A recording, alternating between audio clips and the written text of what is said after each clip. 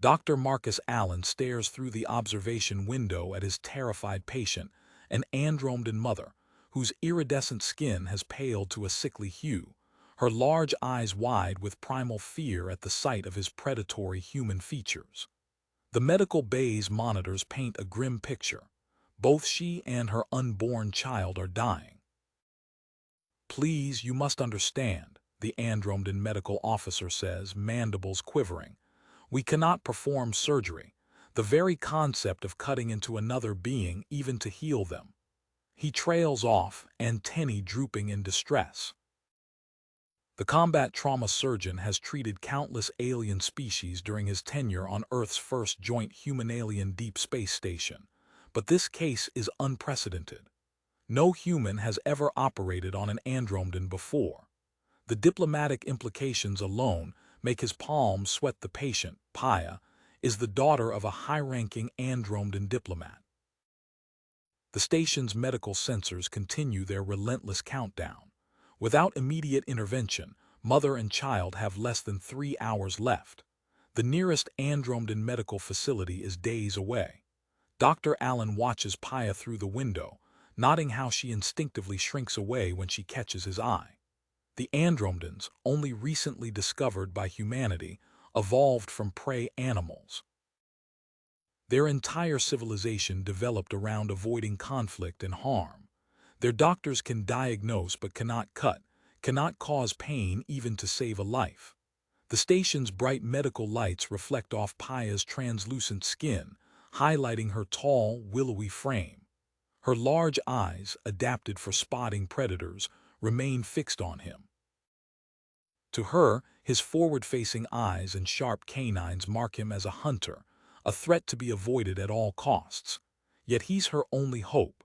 The embryonic complications are severe, requiring immediate surgical intervention. The Andromedan medical staff's evolutionary aversion to causing harm has left them unable to help. It falls to him, a human doctor with extensive xenobiological experience, to save both lives.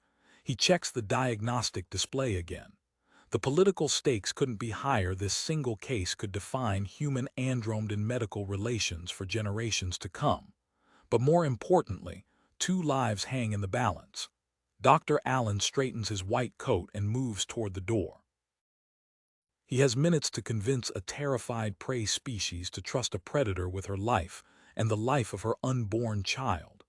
After 15 years of combat medicine and xenobiological procedures, this may be his most challenging case yet. Dr. Allen's hand paused on the door handle as an idea struck him. He spun around, striding quickly to his office terminal. "Computer, connect me to Chief Medical Officer Morrison." The weathered face of Dr. James Morrison appeared on screen, crow's feet deepening as he took in Allen's expression. "Marcus, what's the situation?" "Jim, I need emergency authorization for the new holographic interface system. Our Andromedan patient won't survive traditional surgical approaches, not with her fear response. But if we can present a less threatening appearance." Morrison's eyes lit up. "The Hall interface. Brilliant. Authorization granted. I'll contact Engineering Director Bell to begin modifications." Within 20 minutes, Robert Bell's technical team swarmed the medical bay, their tools humming as they reconfigured the holographic projectors. Allen used the time to study Paya's anatomical scans, his fingers tracing the spiral twist in the embryonic sac. "Fascinating structure," he murmured, noting how the unique Andromedan physiology created a double helix nutrient channel. The twist had kinked the channel, like a garden hose bent back on itself. The medical bay doors slid open. Station Commander Hayes entered, his presence commanding immediate attention from the bustling staff. "Doctor, High Counselor Zex is en route, but he won't reach us for 38 hours. Hayes' voice was low, meant only for Allen's ears. "You have full autonomy on medical decisions. I've stationed Security Chief Walker outside to manage the diplomatic staff. They're getting restless." Allen nodded, turning back to the scans. A pattern in the data caught his eye. Computer display Andromedan neural response charts specifically regarding light sensitivity. The display filled with wavelength analyses. Alan leaned forward, excitement building. There, that frequency range triggers calming responses in their neural pathways. Bell, he called out. Can we incorporate these light patterns into the holographic matrix? The engineering director glanced up from his work, running calculations on his tablet. Yes, but it'll put additional strain on the system. We're already pushing the boundaries of tested parameters. A sharp alarm cut through their discussion. Alan rushed to the monitoring station. Paya's vital signs flashed red. The pressure on the embryonic sac was increasing rapidly. How long until the interface is ready? 20 minutes, Bell replied, his fingers flying over the controls. But Dr. Allen, this system hasn't been tested for a procedure this complex. We don't have a choice. Allen moved to the surgical prep area, programming the robotic assistants. Each movement would need to be precise, minimizing physical contact while maintaining surgical efficiency. The holographic interface hummed to life. Where Allen's reflection had shown sharp teeth and predatory eyes, a softer figure now appeared, one designed to trigger comfort rather than fear in Andromedan psychology. Through the observation window, Paya's color shifted slightly, her iridescent skin taking on a warmer hue as the calming light frequencies filled the room. The medical monitors showed a small but crucial decrease in her stress hormones. Allen took a deep breath, watching the countdown timer. They had less than 2 hours to complete a surgery never before attempted on an Andromedan patient, using bare-light-assisted technology, while the eyes of 2 species waited for the outcome.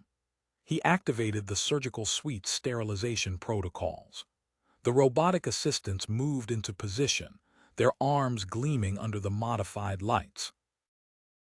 Through the holographic interface, Allen could see his movements translated into forms that wouldn't trigger Paya's instinctive fear responses. Time to begin. As Dr. Allen prepared to enter the surgical suite, the medical bay erupted into chaos. Paya's vitals spiked across the board, blood pressure plummeting, heart rate accelerating beyond safe parameters. The monitoring system's alarms blared in a cacophony of urgent tones. Dr. Richard Foster burst through the doors, his tablet displaying streams of biological data. Marcus, stop. Her autonomic responses are cascading. Look at this. He thrust the display forward, pointing to a complex network of neural pathways. Andromedans have a secondary nervous system that activates under extreme stress. It's changing her entire physiological baseline. Allen studied the readings, his surgical plans crumbling. This changes everything. The standard approach would trigger a fatal shock response. He turned to Bell, who was still calibrating the holographic interface. Robert, we need to adjust those light frequencies now. Bell's fingers flew across the control panel.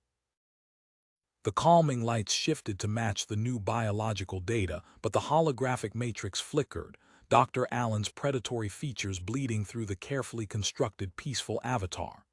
The system can't handle the new parameters, Bell said, sweat beading on his forehead. We're exceeding design tolerances. The door chimed again. Security Chief Walker stepped in, his expression grim. Doctor, we have a situation. A group of Andromedan separatists are claiming humans sabotaged Counselor Zex's vessel to create this crisis.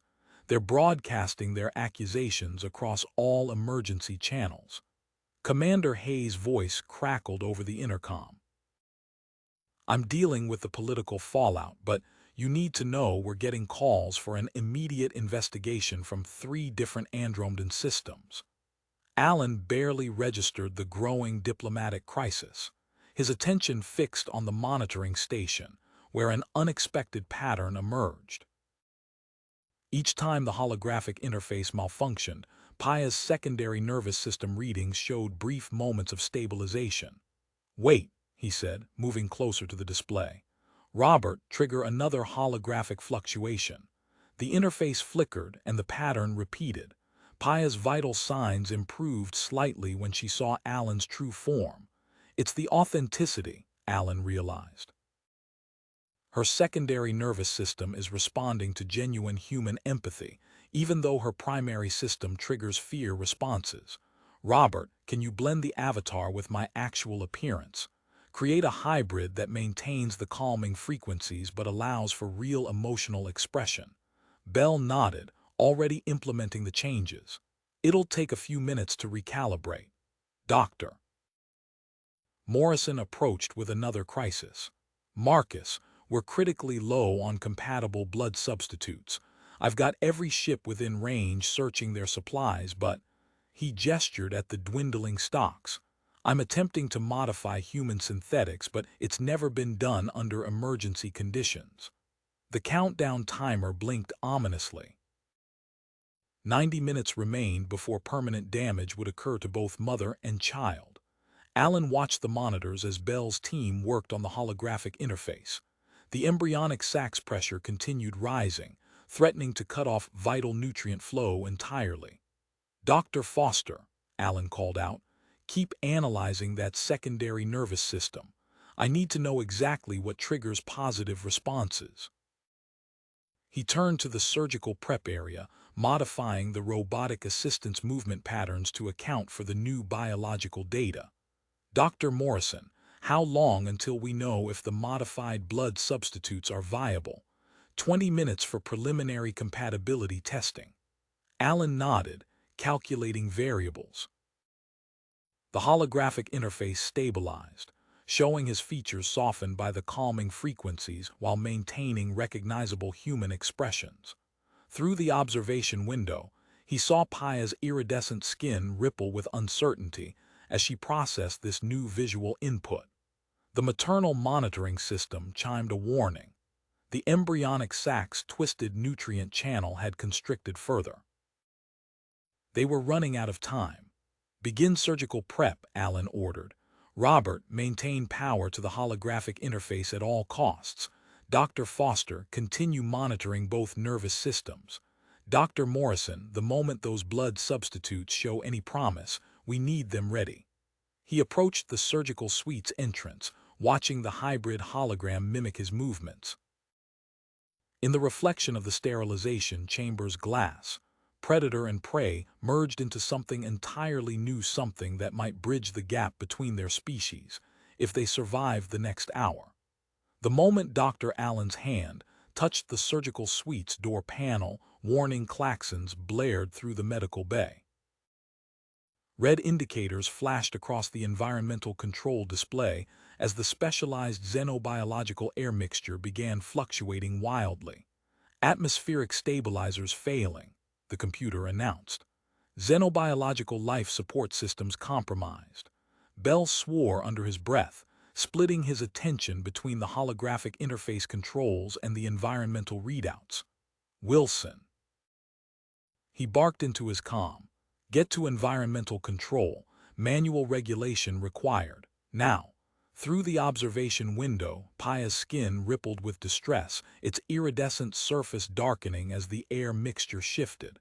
The monitoring system registered increasing instability in her vital signs. Dr. Allen, Dr. Foster called from his station. The blood substitute modifications failed spectacularly. Look at these reaction patterns. He transmitted the lab results to Allen's surgical display. The chemical simulation showed violent molecular breakdown within seconds of mixing. Dr. Morrison stepped forward, his expression grim. We have enough pure androgen substitute for the critical phases, but post-operative care. He gestured at the dwindling supply. I'm starting work on a hybrid solution using filtered plasma proteins. The station's general alert system activated, Commander Hayes' voice cutting through the chaos. Medical team, be advised. Long-range sensors detect an approaching solar storm. Navigation is adjusting shield configurations, but this will reduce available power to your section by 15%. Bell's hands flew across his control panel, rerouting power pathways. Dr. Allen, look at this. He highlighted a pattern in Paya's neural response data. The secondary nervous system shows unique reactions to specific holographic frequencies. Alan studied the wavelength analysis, noting how certain combinations bypassed her fear response entirely. Can you isolate those frequencies? Already on it. Bell adjusted the interface. The holographic overlay shifted, maintaining its non-threatening appearance while incorporating the newly identified wavelengths. On the monitors, Paya's secondary nervous system readings stabilized. Doctor. Foster's sharp intake of breath drew Alan's attention. Marcus, crystalline formations developing around the embryonic sac. Composition analysis incoming. This is bad. These crystals will make surgery impossible if they continue forming. We've lost half our window. Security Chief Walker entered, Lieutenant Cooper at his side. Doctor, the diplomatic situation is deteriorating. We're establishing a security perimeter to keep the protesters at bay. Alan activated his surgical display, recalculating approach vectors to account for the crystalline formations. Engineering, route auxiliary power to medical systems. We need every watt we can get when that storm hits. The holographic interface hummed as Bell made final adjustments. Through its modified projection, Alan watched Paya's large eyes track his movements. Her secondary nervous system readings remained stable, even as her primary fight-or-flight responses fluctuated. Wilson's voice crackled over the comm. Environmental controls stabilized manually, maintaining optimal xenobiological mixture, but the system's running hot. We'll need full maintenance within 4 hours. We'll be done by then, one way or another, Alan replied, checking the countdown timer. 53 minutes remained before the crystalline formations would make surgery impossible. Dr. Morrison, prepare the pure substitutes. Dr. Foster, continue monitoring crystal growth rates. Bell, maintain those frequencies at all costs. The solar storm's leading edge struck the station. Medical displays flickered as power redistributed through backup systems. Alan stepped into the surgical suite's sterilization chamber, watching his holographic overlay adjust to the specialized lighting. Behind him, the combined medical and engineering teams worked to hold together the complex web of systems keeping Paya alive. The surgical suite doors opened with a soft hiss. Alan approached the operating table, where Paya lay surrounded by modified monitoring equipment. His holographic appearance reflected in her large eyes as he raised his hands to begin the procedure that would either save or doom 2 lives. Through the holographic interface, Alan positioned the first microsurgical robot. The solar storm's initial impact rattled the station, causing the lights to flicker. His hands remained steady as Navigation Officer Drake's voice came through the comm system. Implementing emergency shield rotation. Expect power fluctuations in 3, 2. The surgical suite dimmed momentarily. Bell's modified holographic interface wavered but held, maintaining the careful balance of frequencies that kept Paya's secondary nervous system stable. Alan guided the robotic arm forward, making the first precise incision. Crystal formation accelerating, Foster reported, his eyes fixed on the biological monitors. Growth rate increased by 30% in the last minute. Alan adjusted the surgical approach, watching as tendrils of crystalline structures spread across the embryonic sac. Morrison, what's the ultrasonic calibration? Ready. Morrison activated the specialized equipment.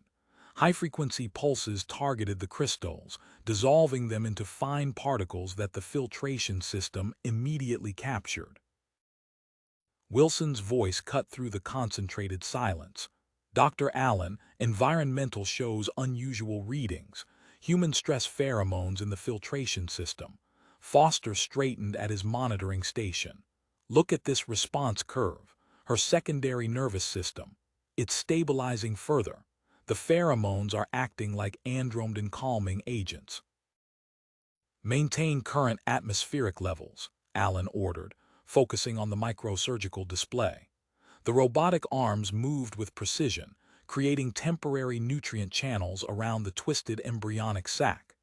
Each movement required perfect timing as the remaining andromedan blood substitute flowed through the new pathways. The station shuddered again.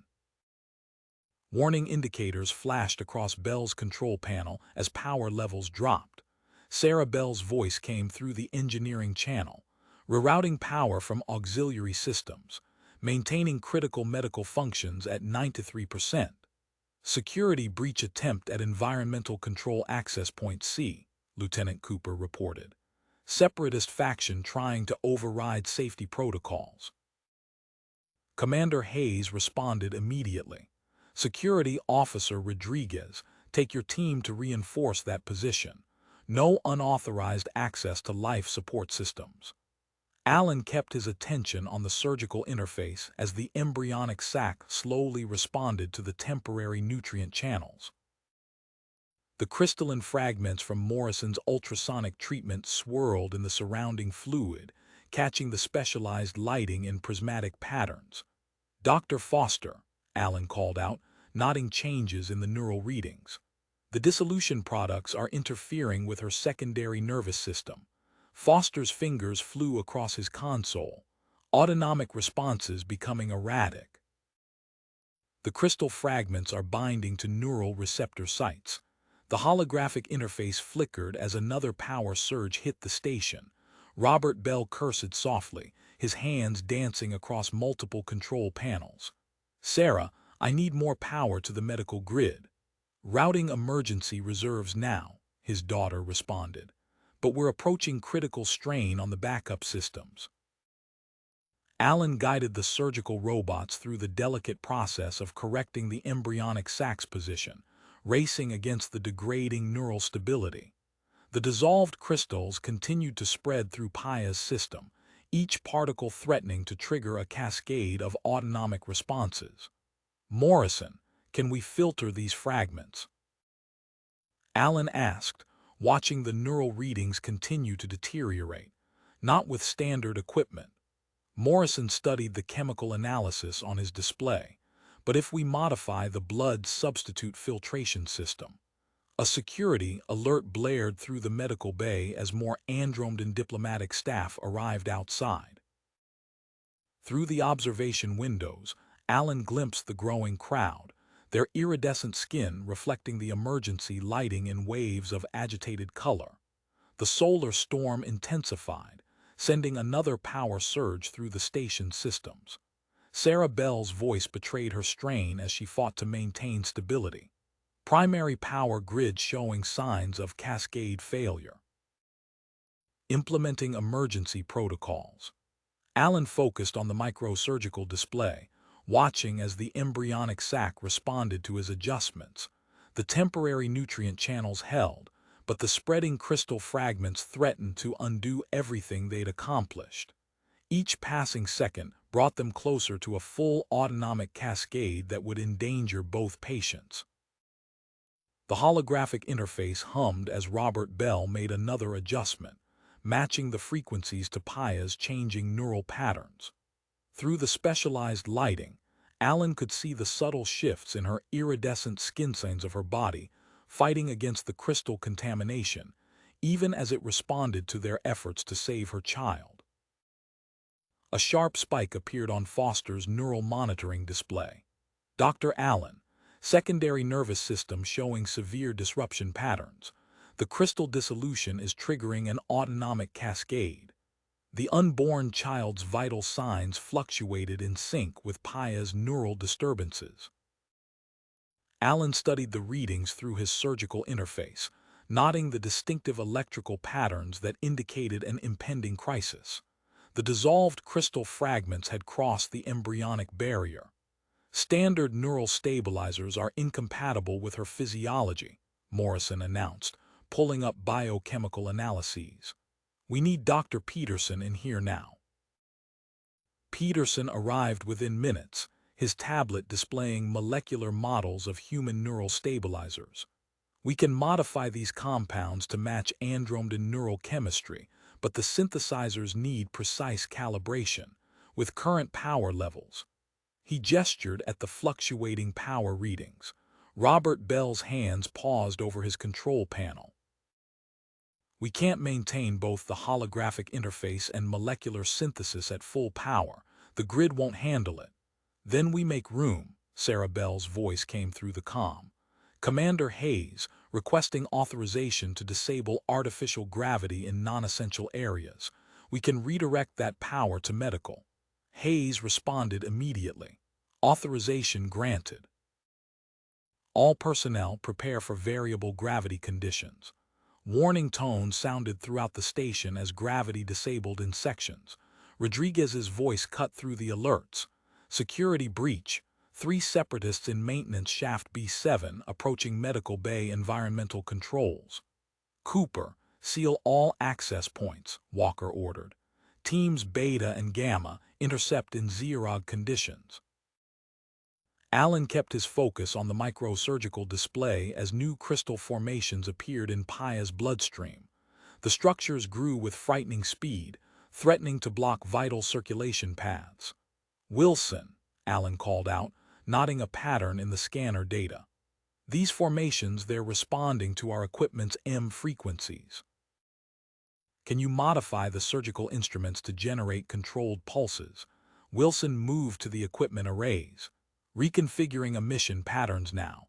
We'll need to maintain precise control to avoid interference with other systems." The solar storm intensified. Sparks erupted from a power junction as surge protectors failed. Sarah Bell's voice reflected controlled tension. Multiple regulator failures, switching to manual power routing. The atmospheric processor sputtered, causing Paya's breathing to become labored. Allen watched her iridescent skin darken as oxygen levels fluctuated. Through the holographic interface, he guided the surgical robots with microscopic precision, while Wilson calibrated the electromagnetic pulses. "Modified stabilizers at 60% synthesis," Peterson reported, hunched over the molecular fabricator. "Power fluctuations are affecting reaction rates." Foster's monitoring station emitted a harsh tone. "Crystal formation accelerating in peripheral nervous tissue. We're losing autonomic control." Allen initiated an emergency procedure, using the surgical robots to create a controlled electromagnetic field around critical neural clusters. The holographic interface wavered as power shifted between systems.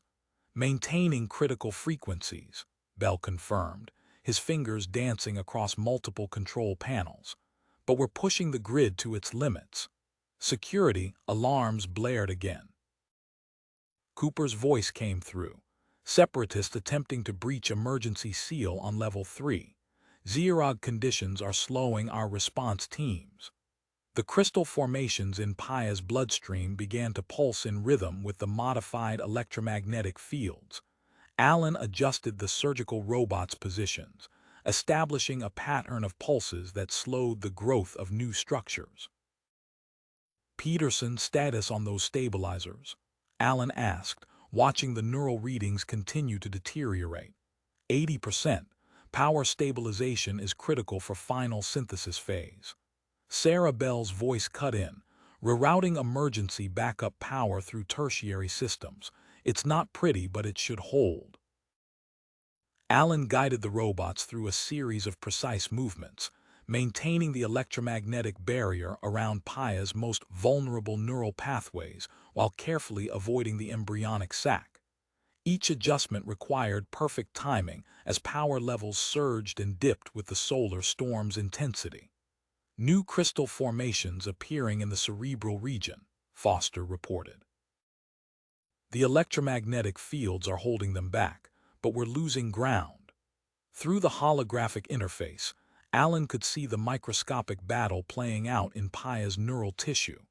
The modified surgical instruments pulsed with carefully controlled energy, creating a delicate balance between dissolving existing crystals and preventing new formation. The unborn child's vital signs wavered with each pulse, requiring constant monitoring and adjustment. Security Chief Walker's voice crackled through the comm. "Second team in position. implementing countermeasures against separatist advance in Zeorog conditions. One of the surgical robots jerked, its movements becoming erratic. Alan noticed crystalline formations spreading across its servo joints, catching the light in prismatic patterns identical to those in Paya's bloodstream. Robot 3 malfunctioning, Bell announced, his fingers racing across the control panel. Crystal contamination in the mechanical systems. Alan pulled back the failing robot and adjusted his position, moving closer to complete the delicate work manually. Paya's iridescent skin flickered rapidly, her fear response spiking at his proximity. The holographic interface wavered as her neural patterns shifted. Neural readings destabilizing, Foster called out. But wait, fetal vital signs are improving. Through the surgical viewport, Alan observed the unborn child's life signs stabilizing despite Paya's increasing distress. The embryonic sac pulsed with a steady rhythm, almost synchronizing with his own movements. Peterson rushed in, carrying a sealed container. Neural stabilizers synthesized, but the variable gravities affecting our delivery calibration. We'll need to introduce them gradually. Power fluctuations are making precise control impossible, Bell said, examining the crystalline growth on the failed robot. These formations are identical to the biological samples. The crystals are propagating through our equipment. Sarah Bell's voice crackled through the comm, converting maintenance panels into Faraday cages. Dad, I need your frequency calculations for the shielding. A security alert blared. Cooper's voice cut through. Separatist breach confirmed. Subject identified as Krell. They're using stolen maintenance credentials. The sound of magnetic boots echoed through the corridor as Rodriguez's team moved to intercept. Teams in position, maintaining Zeorog protocols. Foster's monitoring equipment emitted a series of rapid beeps.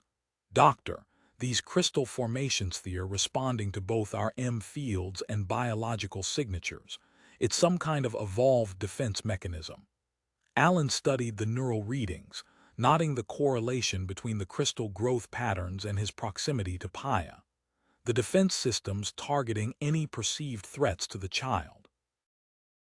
We need to alter that perception. The station's lights dimmed further as another power surge hit. Wilson connected portable power cells to the holographic interface. This backup will give us 30 minutes at most.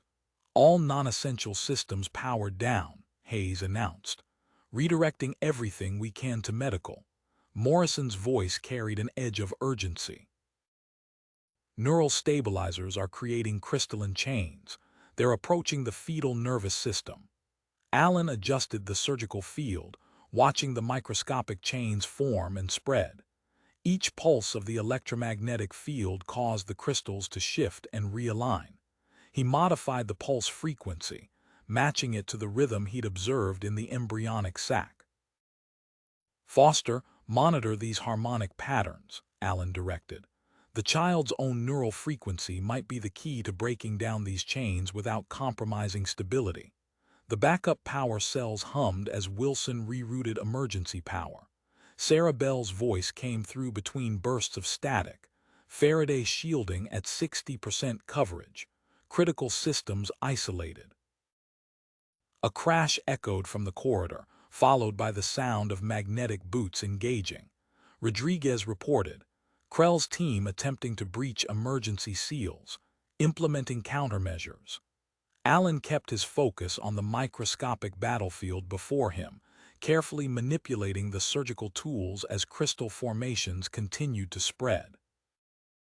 The neural stabilizers flowed through the temporary nutrient channels, their introduction rate wavering with each power fluctuation. New crystalline chains forming in the peripheral nervous system, Morrison reported. Previous formations are accelerating their growth in response to the stabilizers. The holographic interface flickered again as Bell diverted power to maintain critical frequencies. Through the surgical viewport, Alan watched as the dissolved crystal fragments began to coalesce into new patterns. responding to the combined influences of electromagnetic fields and biological energy signatures. The station shuddered as the solar storm intensified. Wilson's backup power cells sparked, their energy reserves depleting faster than calculated. In the darkness beyond the medical bay, the sounds of the security response echoed through Zerog corridors as Cooper's teams worked to contain the separatist threat. Allen adjusted his position, maintaining the delicate balance between necessary proximity and Paya's stress response. The unborn child's vital signs pulsed steadily on Foster's monitors, providing a stable rhythm against the chaos of failing systems and spreading crystals. Crystalline growths. Foster leaned closer to her monitoring display, brow furrowing at the shifting data patterns. "Doctor, the neural interface between Paya and the fetus is destabilizing," Foster announced, highlighting a section of the readout. "These chains aren't just spreading randomly, they're forming a barrier around the embryonic sac." Allen examined the holographic representation, noting how the crystalline structures assembled themselves into intricate lattices. "The defense mechanism is trying to protect the child, but it's cutting off essential nutrient pathways." A new pattern emerged in the neural frequency data. Foster adjusted her scanners, isolating a distinctive signal. "The fetal brain patterns they're synchronizing with your bioelectric field, similar to andromed parent-child bonding." "Wilson, can we modify these medical sensors to amplify human bioelectric signatures?" Allen asked, maintaining his position as he guided the surgical tools through another delicate maneuver. Wilson examined the equipment specifications on his tablet. "Possible, but risky. We'd need precise calibration to avoid feedback loops from the solar interference." Sarah Bell's voice crackled through the comm. "The communication array, we can use it to clean the bioelectric signal. Dad, I'm sending you the frequency calculations now." Bell's fingers moved across his console, integrating the new data. "Converting medical sensor array 7. Dr. Allen, maintain your position while we establish the field." The modified sensors hummed to life. Allen felt a subtle tingling as his bioelectric signature was amplified and broadcast through the surgical field. The crystalline chains responded immediately, their growth patterns shifting from aggressive barrier formation to a more organic flow. "Neural interface stabilizing," Foster reported. "The defensive reaction is receding." A violent shudder ran through the station. Cooper's voice cut through. "Krell's team has breached the secondary life support control room. Lieutenant Reed, you're clear to proceed." Through the surgical viewport, Allen watched new complications arise. The neural stabilizers began breaking down, their molecular structure destabilizing under the influence of the amplified bioelectric field. "Morrison, analyze these breakdown products," Peterson called out, sending a data stream to the chief medical officer's station. Morrison's eyes widened. "The chemical signature matches andromed birth hormones. We've triggered early labor." The crystal formations pulsed with increased intensity as Paya's contractions began. Allen adjusted the surgical interface, compensating for the new muscle movements while maintaining the delicate electromagnetic balance. "Crystal contamination in the ventilation system," Wilson announced. "Xenobiological processors failing. Bell, we need that backup ventilation online now." Bell directed his engineering team through the comm, rerouting emergency systems. "Sarah, monitor power distribution to the new grid." The remaining surgical robots moved with increasing irregularity as crystal-induced corrosion spread through their control circuits. Allen deactivated them one by one, shifting to manual control through the holographic interface. His hands moved with practiced precision, guiding specialized tools through microscopic adjustments as the crystalline chains continued their transformation. "Bioelectric field holding steady," Foster confirmed. "Crystal structures are reintegrating with normal neural pathways, but these trace compounds they're releasing, I've never seen anything like them." The station's lights flickered as another power surge hit. Through the sealed medical bay doors, the sound of Reed's Zeerog team deploying along the maintenance corridors carried as a barely perceptible vibration. Alan focused on the holographic display, watching as the modified crystal formations created new channels for neural communication between mother and child. The unborn infant's vital signs strengthened, even as Paya's body prepared for premature delivery. Maintaining critical power to medical systems, Sarah Bell reported. But the solar storm's increasing. We need to complete this procedure before we lose the communication array. Bell worked to shield the remaining functional equipment, constructing makeshift Faraday cages from spare panels. Doctor Allen, the bioelectric field is stable, but we're reading increased crystal formation in the remaining surgical systems. The holographic interface wavered as Allen guided his instruments through the final delicate adjustments. Foster monitored the neural frequencies, calling out readings as the crystal structures continued their transformation from barrier to bridge. Labor progression accelerating, Morrison announced. We need to stabilize these hormone levels before. A new alert tone interrupted his assessment. The ventilation system sputtered, its compromised processors struggling to maintain proper atmospheric balance. The ventilation system sputtered again, releasing a fine mist of crystalline particles into the filtered air. Allen tracked the spread of the contamination through the medical bay's atmospheric sensors while maintaining his position at the surgical interface. Bioelectric field strength at maximum sustainable levels, Foster announced, adjusting her monitoring equipment. But the contractions are intensifying beyond safe parameters. Allen observed the inverse relationship between the field's effectiveness and Paya's stability. As crystal formations dissolved under the increased field strength, her muscle contractions accelerated dangerously. Reducing the field allowed her body to stabilize but left the crystal structures free to propagate. Wilson, what's the status of the computer core? Bell called out, his hands moving across multiple control interfaces. Crystal formations are creating unauthorized data pathways, Wilson reported. They're behaving like semiconductor networks, replicating Andromedan neural patterns across our systems. Medical monitoring could be compromised within minutes. Sarah Bell's voice cut through a burst of static. Implementing emergency isolation protocols on critical medical systems. Dad, I need your verification codes for the backup data channels. Foster leaned closer to her display, highlighting an anomaly in the fetal readings. Doctor, look at these chemical markers. The child is producing some kind of crystal-inhibiting compound. Peterson moved to examine the data. There's a previously unidentified gland structure. These compounds could be a natural defense mechanism during normal Andromedan gestation. A security alert chimed as Reed's team reported in. Krell is secured, Reed announced. But you need to hear this: Andromedan infants can biochemically identify safe species. That's why the child's readings improve near Dr.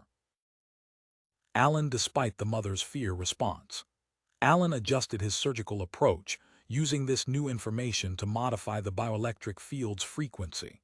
The crystal formations responded immediately, their dissolution patterns becoming more controlled. The station shuddered violently. Emergency lights flashed as power systems failed in cascade. 3 main distributors down, Sarah Bell reported. Rerouting all critical systems through the last functioning unit. Dr. Allen, you'll lose automated assistance in 30 seconds. The surgical robots powered down one by one as Wilson initiated emergency conservation protocols. Allen switched to manual techniques, his movements precise despite the increasing technical failures around him. Crystal-influenced data building up in the neural interface, Wilson called out. The system's being overwritten with Andromedan patterns. Morrison examined the latest chemical analysis results. The neural stabilizer breakdown is maintaining critical balance in Paya's secondary nervous system, but we have less than 20 minutes before permanent damage occurs. Alan synchronized his movements with the fatting power cycles, timing each crystal dissolution sequence with the contractions. He calibrated the bioelectric field strength to maintain a delicate balance, just enough to control the crystal spread without accelerating labor beyond survivable limits. Foster, monitor the child's chemical production. Peterson, prepare to synthesize additional inhibitor compounds if the natural supply proves insufficient. The holographic interface flickered as another power surge hit. Through the surgical viewport, Alan observed new crystal chains forming along Paya's neural pathways. He adjusted his position, using his bioelectric signature to guide the formations away from critical nerve clusters. 15 minutes remaining on neural stability, Morrison announced. The breakdown products are reaching toxic levels. Bell's fingers flew across his emergency console. Sarah, we need those isolation protocols now. The crystal networks are approaching core medical systems. The station's remaining power distributor whined under the increasing load. Alan worked through the failing systems, manually controlling each aspect of the procedure while monitoring multiple critical thresholds. The child's vital signs provided a steady rhythm, guiding his timing as he fought to complete the operation before time ran out. Through the medical bay's sealed doors, the sound of Reed's team securing the outer corridors became distant background noise. Inside, the race against failing equipment and spreading crystallization continued as Alan coordinated the complex sequence of procedures that would determine survival for both mother and child, as Alan's practiced hands continued their work. The latest vital sign readings showed a dangerous spike in neural degradation. Implementing modified bioelectric field, Alan announced, adjusting the field generators to match his calculations. The new pattern incorporated both his own signature and the crystal-inhibiting compounds produced by the fetus. Foster, monitor the response. The crystal formations shifted, their aggressive spread slowing as they encountered the modulated field. Paya's contractions eased slightly, her readings stabilizing as the combined signatures created a more compatible interaction. Neural degradation rate decreasing, Foster confirmed, highlighting new data streams. The crystal structures are responding to the modified pattern. A harsh buzzing filled the medical bay as environmental alarms activated. Bell examined the rapidly changing atmospheric readings. The crystal corruption is affecting life support regulation. These formations, they're altering our atmospheric mix. Sarah Bell's voice cut through the calm static. Dad, look at these environmental patterns. The crystals aren't just corrupting the system, they're trying to create specific conditions. A protective environment for the child, Wilson added, analyzing the data. The crystal networks are replicating Andromedan atmospheric requirements. Bell initiated manual overrides while Sarah coordinated with her technical team. Deploying portable atmospheric processors, Martinez established control points at junctions 7 and 12. Chen, monitor oxygen levels in sections B through D. Peterson studied the latest chemical analysis of the fetal-produced inhibitors. These compounds, they're perfectly structured for Andromedan neural chemistry. Morrison, if we modify the remaining stabilizers to match this pattern, the synthesis will require precise temperature control, Morrison noted, already adjusting the medical bay's independent environmental systems. With crystal corruption spreading through the thermal regulators, we'll maintain temperature manually, Sarah interrupted. Routing emergency power to local heat exchangers now. The modified neural stabilizers showed immediate results. Foster tracked the improved readings as the new compounds integrated with Paya's systems. Neural stability increasing. The natural compounds are enhancing synthetic effectiveness by 47%. Through the station's corridors, Reed's team worked to contain the captured separatists. Lieutenant Cooper's voice reported through the command channel. crystal spread affecting containment field generators, implementing physical barriers at all access points. Wilson's hands moved across his console as he tracked the crystalline-induced system corruption. The crystalline formations there creating a simplified Andromedan neural network through our computer core. "Wait," Foster interjected, examining the new data patterns. "We can use these crystal networks to enhance our monitoring capabilities." The child's vital signs are coming through with unprecedented clarity. The station's final power distributor emitted an ominous grinding sound. Sarah Bell's team rushed to implement their emergency solution, connecting medical systems directly to the fusion core. "Dad, watch for power fluctuations." "Doctor." "Alan, you'll have full power, but any surge could—" "Understood," Alan responded, not looking up from his work. His hands moved with practiced precision as he adjusted to the new power configuration. The holographic interface stabilized, powered by the raw output of the station's reactor core. Morrison examined the latest neural readings. Conventional treatments are no longer effective. The interaction between the modified bioelectric field and fetal compounds is our only remaining option for neural stability. Alan calibrated his instruments with microscopic precision, preparing for the delivery phase. The crystal structures pulsed with each contraction, their patterns now working in concert with the medical team's efforts rather than against them.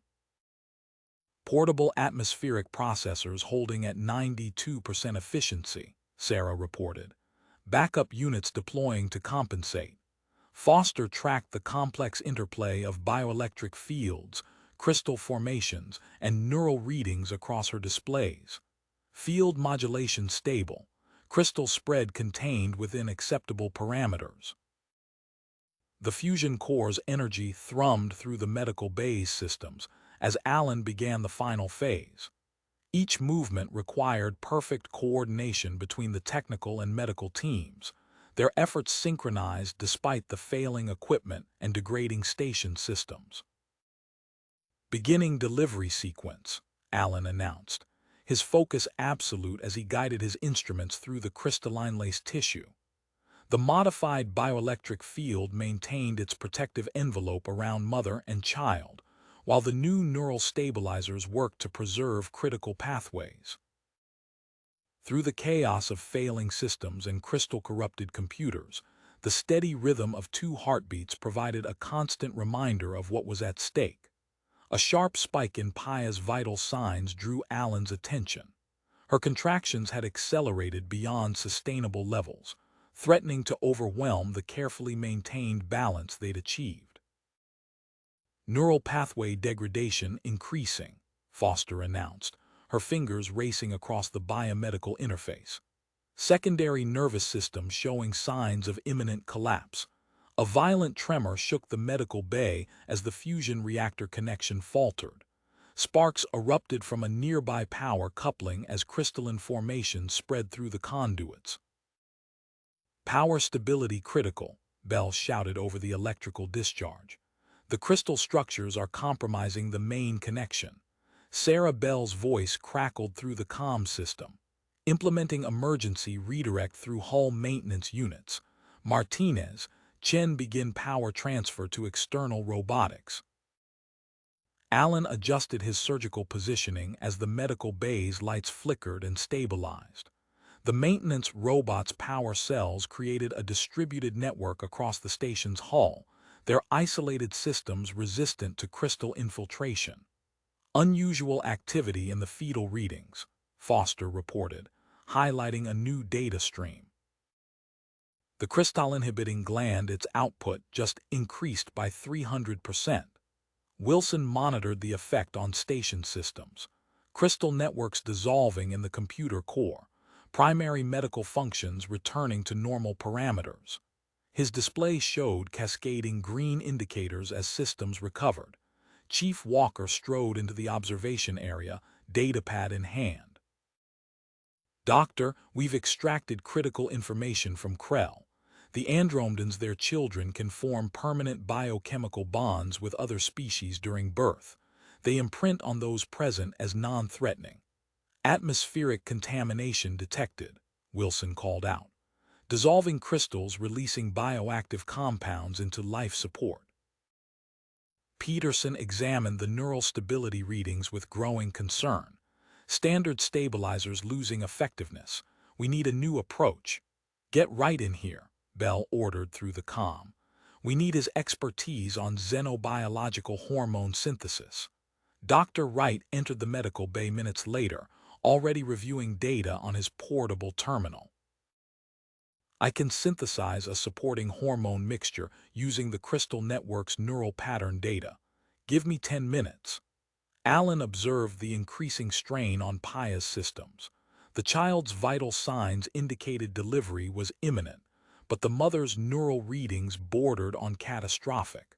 The decision crystallized in his mind as he analyzed their options. Prepare for natural delivery, he announced, adjusting the bioelectric field strength. The child's crystal inhibitors are our best chance for both of them, but the neural stress Foster began will be worse with surgical intervention, Alan finished. The crystal formation risk is too high. We work with the natural process. Wright rushed to complete his hormone synthesis as Bell's engineering team stabilized the power grid. Security teams maintained their positions, while Wilson coordinated with life support to contain the spreading biochemical contamination. The bioelectric field pulsed in harmony with Paya's contractions as Alan guided the delivery process. The child's crystal-inhibiting compounds suffused the medical bay's atmosphere, their effect visible in the dissolving crystalline structures throughout the room. The station systems continued their gradual recovery as the medical team prepared for the final stage of delivery. Alan maintained his position, monitoring the complex interaction between technological intervention and natural biological processes while waiting for the precise moment to proceed. The natural process revealed its wisdom as Alan's medical sensors detected an unprecedented surge in biochemical activity. A clear zone formed around the birth canal, completely free of crystal formations. The child's gland production had created a protective sphere that dissolved existing crystals and prevented new growth. Remarkable, Foster said, adjusting her sensors. The suppression field is expanding, crystal dissolution rate increasing exponentially. A harsh grinding sound drew Bell's attention to his engineering displays. Power cells in the external maintenance units showing crystal accumulation were losing their output. How long? Alan asked, not looking up from his work. 40 minutes at current consumption rates, Sarah Bell reported through the comm. Initiating emergency power protocols. Martinez, Chen begins shutting down all non-essential systems by sector. In the adjacent laboratory, Wright cursed as his molecular assembler flashed red warnings. Crystal contamination in the base compounds. We'll have to purify everything manually. He activated the lab's intercom. Martinez, I need you in Lab 3. Bring the modified filtration equipment. Martinez arrived moments later, already donning sterile gear. The Mars facility used similar protocols for ionic purification. I can handle the beta group compounds while you work on the hormone synthesis. Wilson's screens filled with cascading alert messages as previously corrupted systems began reactivating. Computer core showing multiple conflicts. These power surges could fry our medical equipment. His fingers flew across the emergency controls. Physically disconnecting non-essential systems now. Foster, you'll lose tertiary monitoring, but primary and secondary should remain stable. Lieutenant Cooper's voice cut through the command channel. Chief Walker, we've located signal-dampening devices throughout the communication grid. Separatist tech, designed to block outside contact. Remove them, Walker ordered. High Counselor Zex's ship just appeared on long-range sensors. We need those communications restored before arrival. Foster's eyes widened as new data patterns emerged on her display. Doctor, look at these readings. The mother's cells are absorbing and replicating the crystal inhibitors. Adaptation at the cellular level, Peterson confirmed, examining the results. Her body's learning to produce the compounds independently. A deep creaking sound drew everyone's attention to the ceiling. Crystalline residue had compromised the structural supports, creating spreading webs of stress fractures. "This is Davidson," a new voice announced over the comm.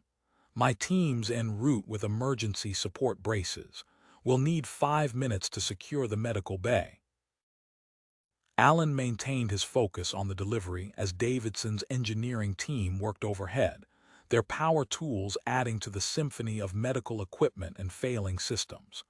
The child's position indicated imminent delivery, while Paya's readings showed increasing stability in her secondary nervous system.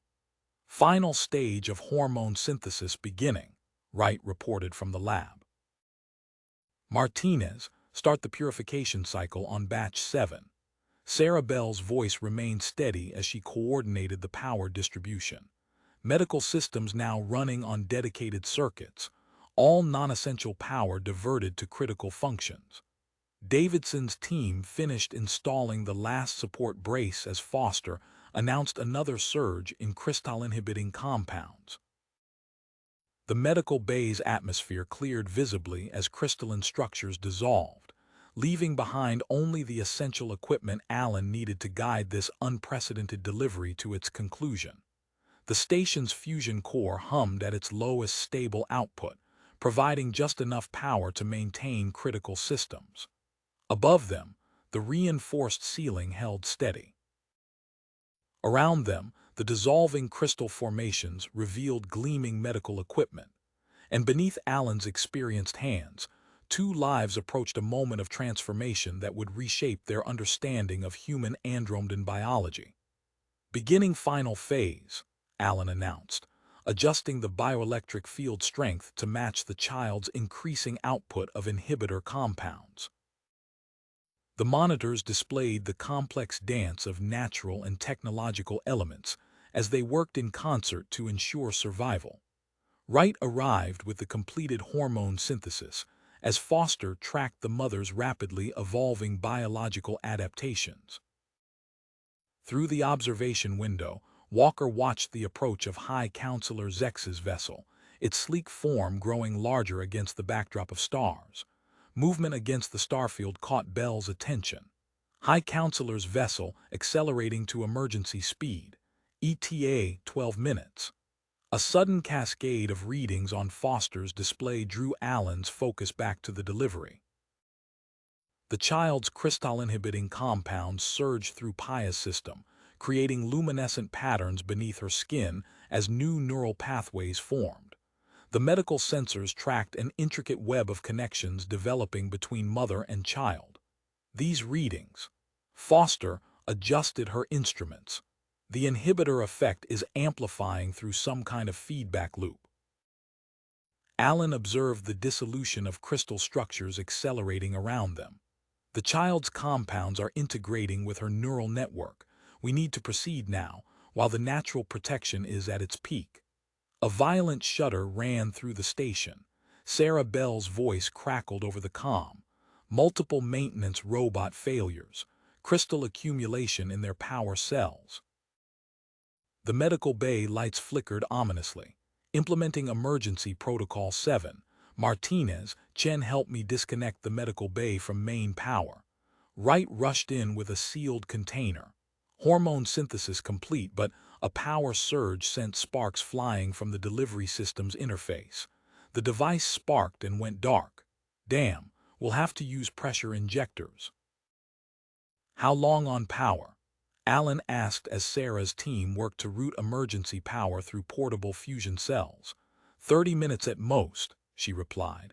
"That's with complete isolation from main systems." Davidson's voice came through clearer on the local channel. "Support structure holding, but we're seeing microfractures developing in beams 3 and 7. Implementing additional bracing now." Lieutenant Cooper burst into the observation area. "Chief, we've got a problem.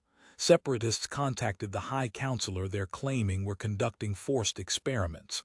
Get those dampers out. Now, Walker activated his comm. All security teams, priority 1 is restoring clear communications before the counselor arrives.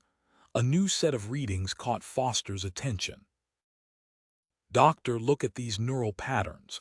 The inhibitor compounds are affecting her fear response centers. Alan noted the change in Paya's vital signs. The previous tension in her readings had decreased significantly. He reduced the holographic interface's intensity, allowing more direct interaction. Dr. Nash to Medical Bay, he called through the comm. We need xenoneurological monitoring of these changes. Wilson's voice cut through the controlled chaos.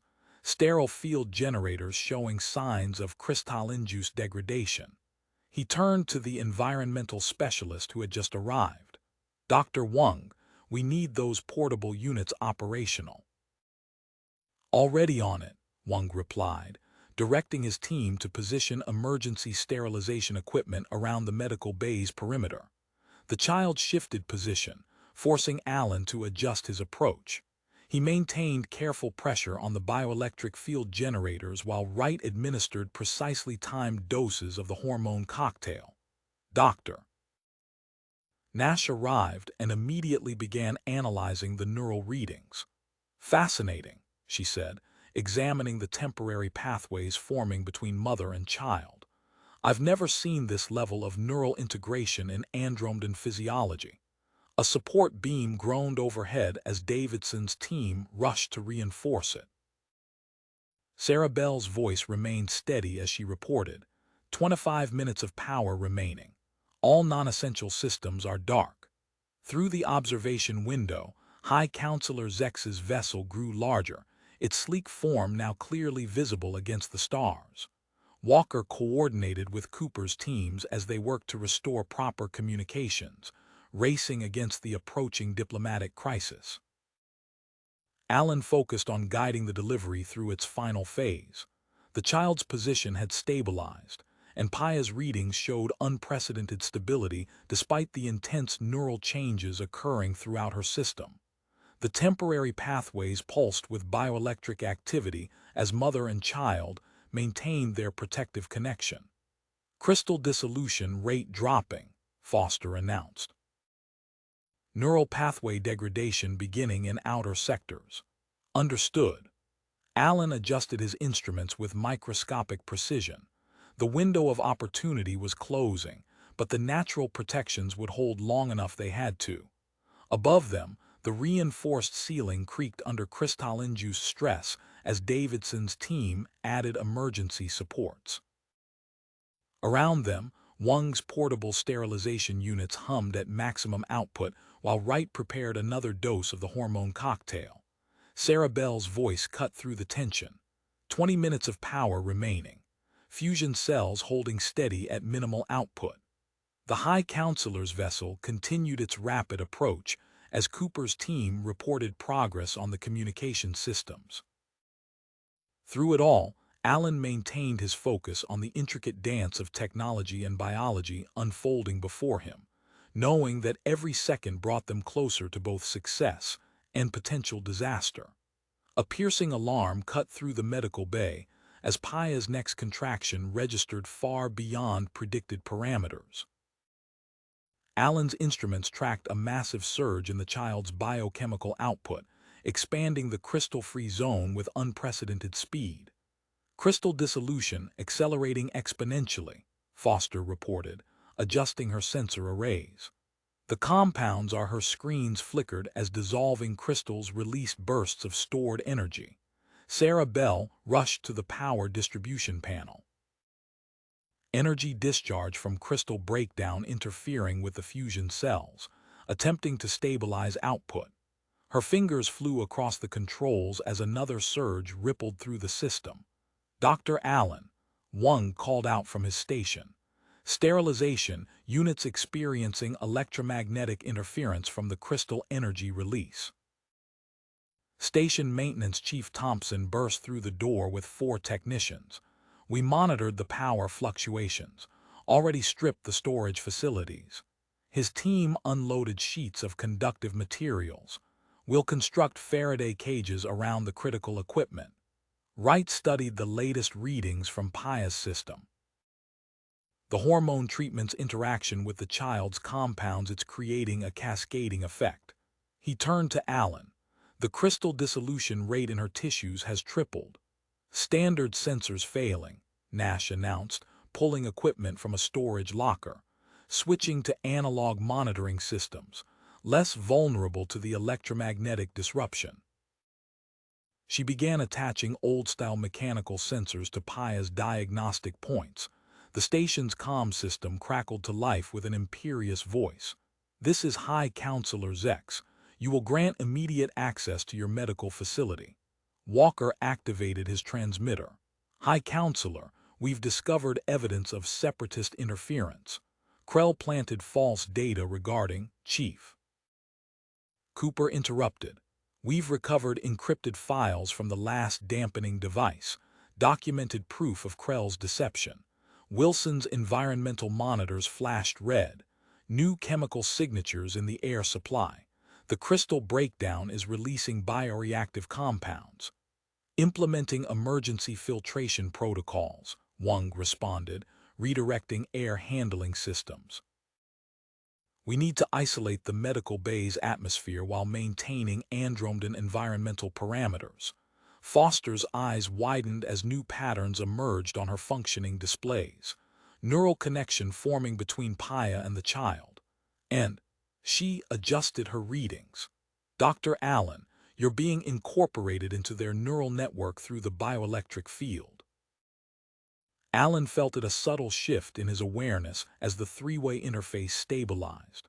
The child's crystal-inhibiting production synchronized with his field adjustments automatically, creating perfect harmony between technological and biological processes.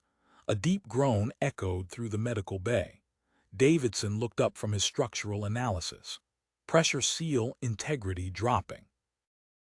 "The crystal dissolution is compromising support beam stability." Dr. Robert Bell reporting. A new voice joined the crisis. "Bringing in rapid deploy carbon fiber supports. Davidson, I need your team to help place them according to stress patterns." The lights dimmed as another power surge disrupted the fusion cells. Sarah Bell's voice remained steady.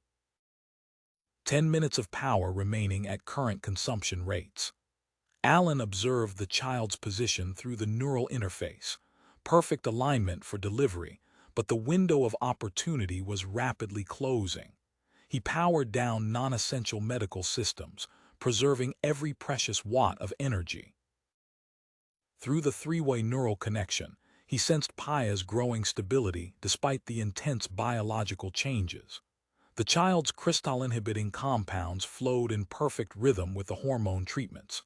Around them, Thompson's team completed the makeshift Faraday cages as Wang's filtered air system maintained the delicate balance of atmospheric gases.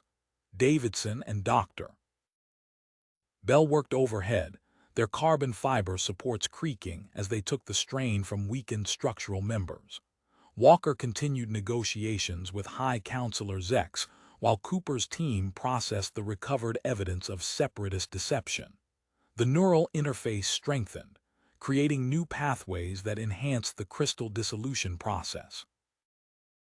Allen prepared for the final stage of delivery as Sarah Bell announced, 8 minutes of emergency power remaining. Through the observation window, High Counselor Zex's vessel maneuvered into docking position. The station's transformed medical bay hummed with jury-rigged solutions and emergency measures, all focused on supporting the unprecedented event unfolding within.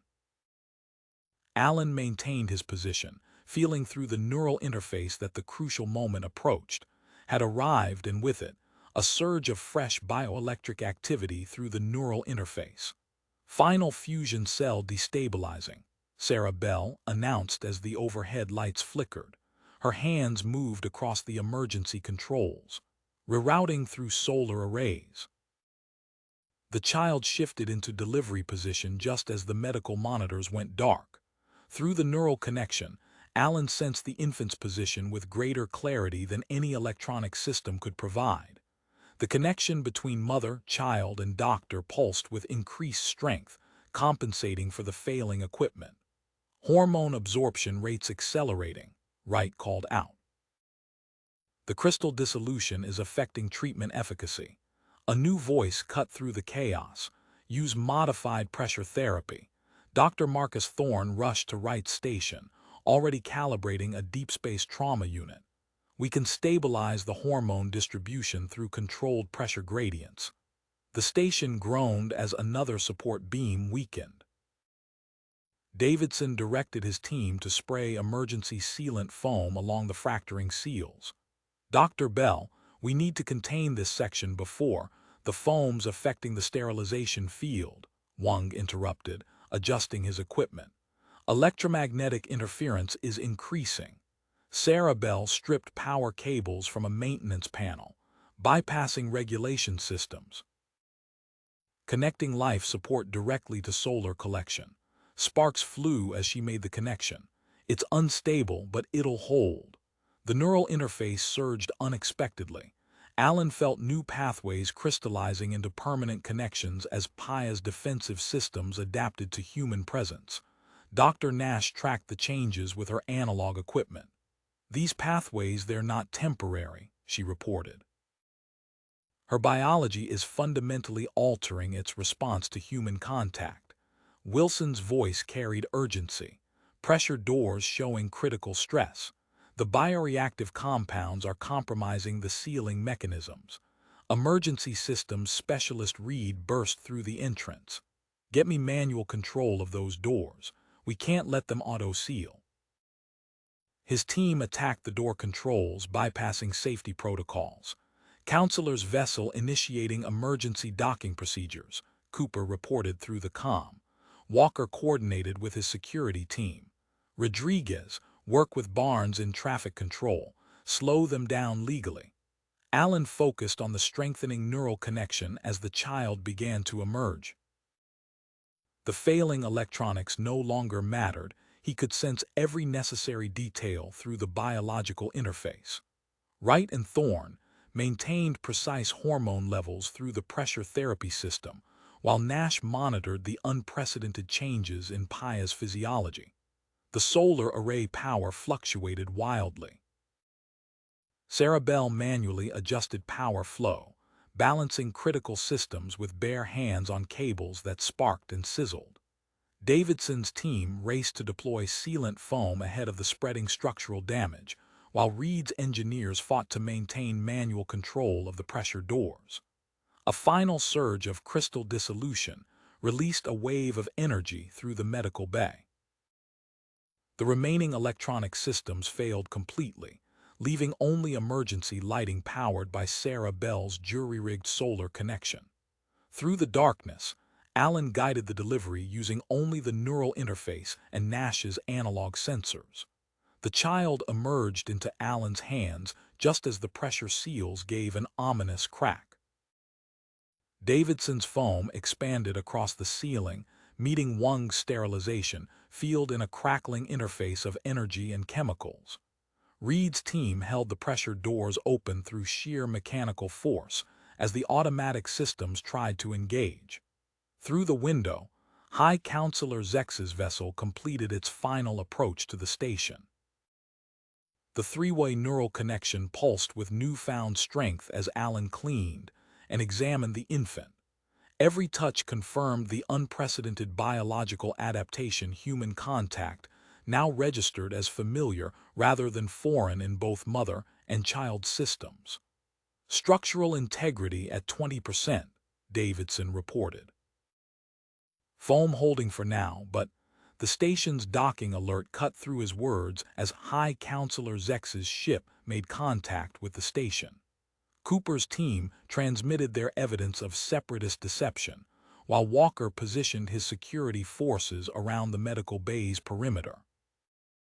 The immediate crisis of delivery had passed, but the challenge of preserving this breakthrough in human-andromedan relations was just reaching its critical point.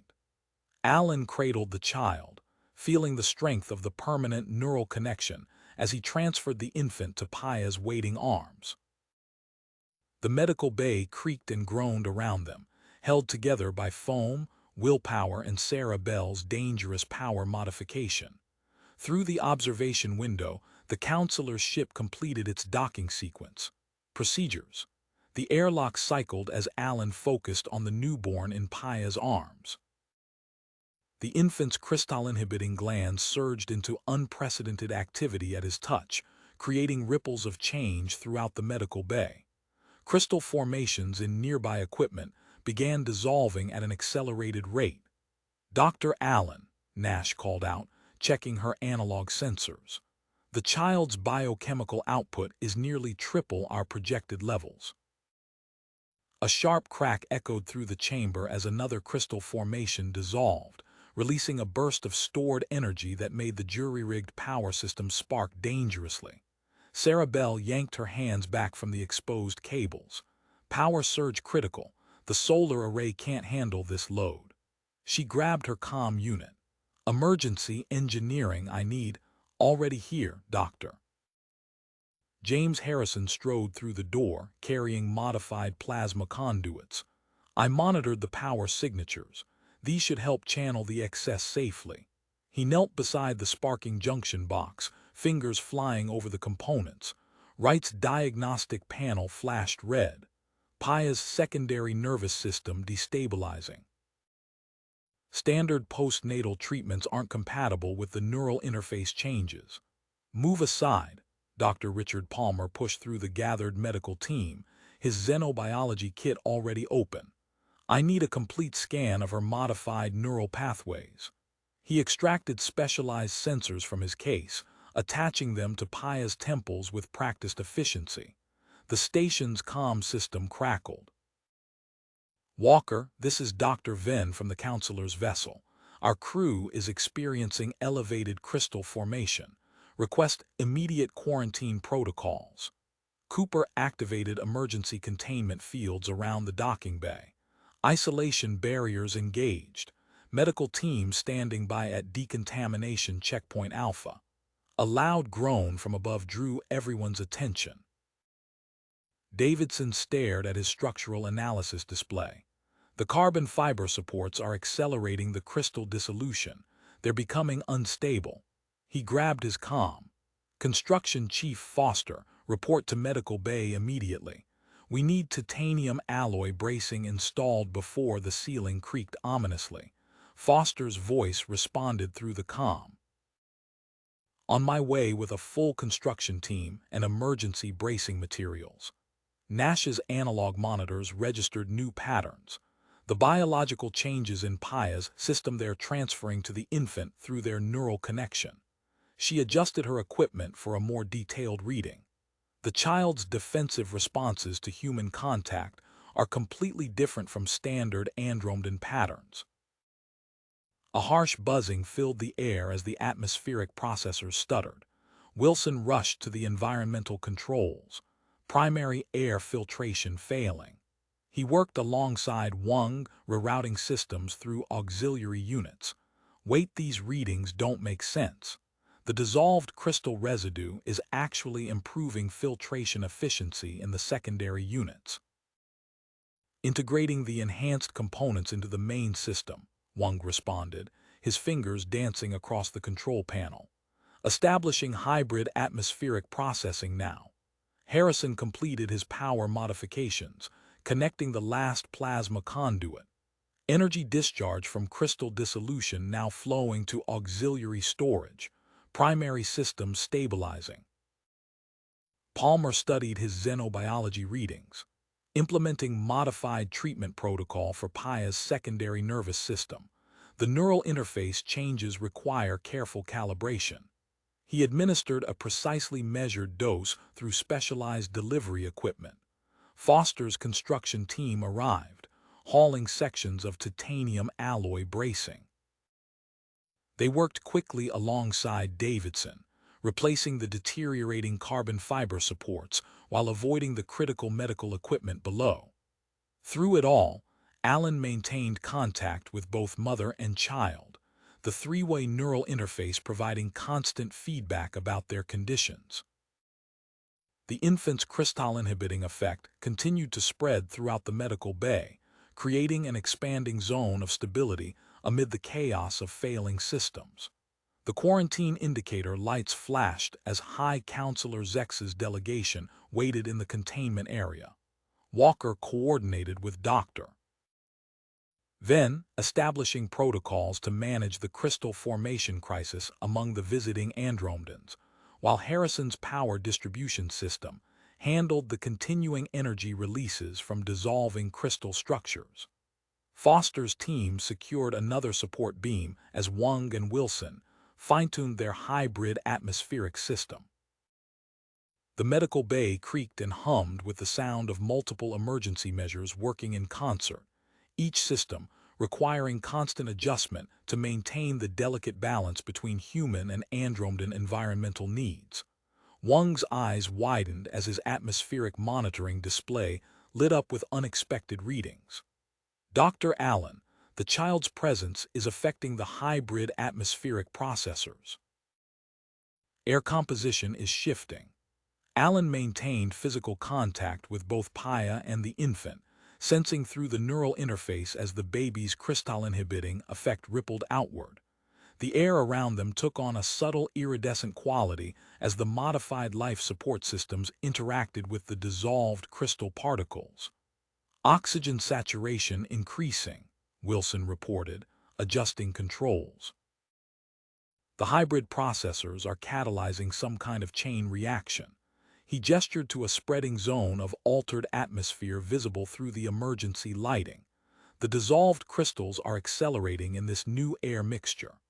Dr. Palmer's xenobiology sensors track the changes in mother and child. These neural pathway modifications they're self-sustaining. He extracted a tissue sample with microscopic precision. The defensive response adaptations appear permanent. We may be witnessing the emergence of a new evolutionary branch. A deep grinding sound drew attention overhead. Foster's construction team scrambled as another support column showed signs of imminent failure. We need those new bracing materials now. Right here. Materials Research Director Hayes rushed through the door, carrying sections of experimental carbon-ceramic composite. This should resist the crystal dissolution effect. He joined Foster's team, quickly explaining the prototype's installation requirements. The station's comm system crackled. Walker, quarantine officer Ray's reporting. The counselor's delegation is showing unusual crystal formation patterns. Their defensive response appears to be changing. Send me the data, Cooper responded, establishing a secure channel. We might be able to use this. Dr. Ray's, prepare for controlled exposure trials once we verify safety parameters. Sarah Bell's voice carried tension as she monitored the power systems. Crystal dissolution is affecting primary reactor containment.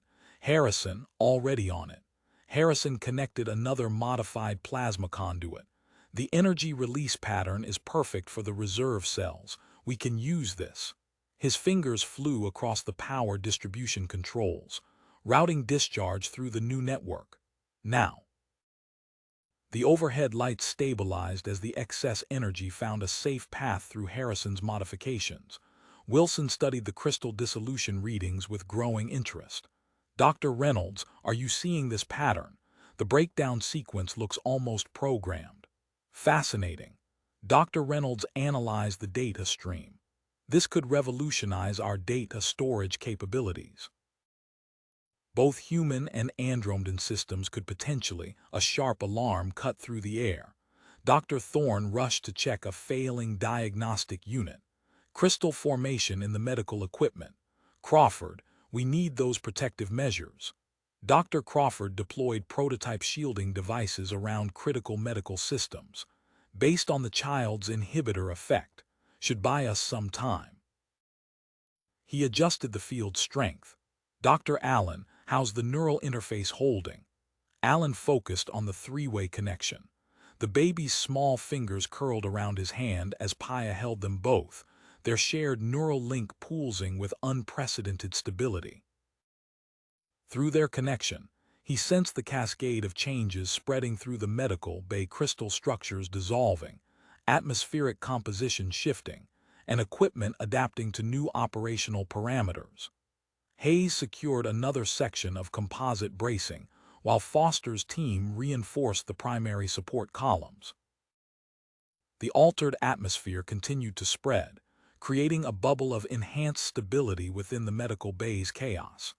Harrison and Bell's power management system hummed efficiently, channeling the released energy into productive use. Walker coordinated security positions as Dr. Reyes prepared quarantine protocols for the counselor's delegation.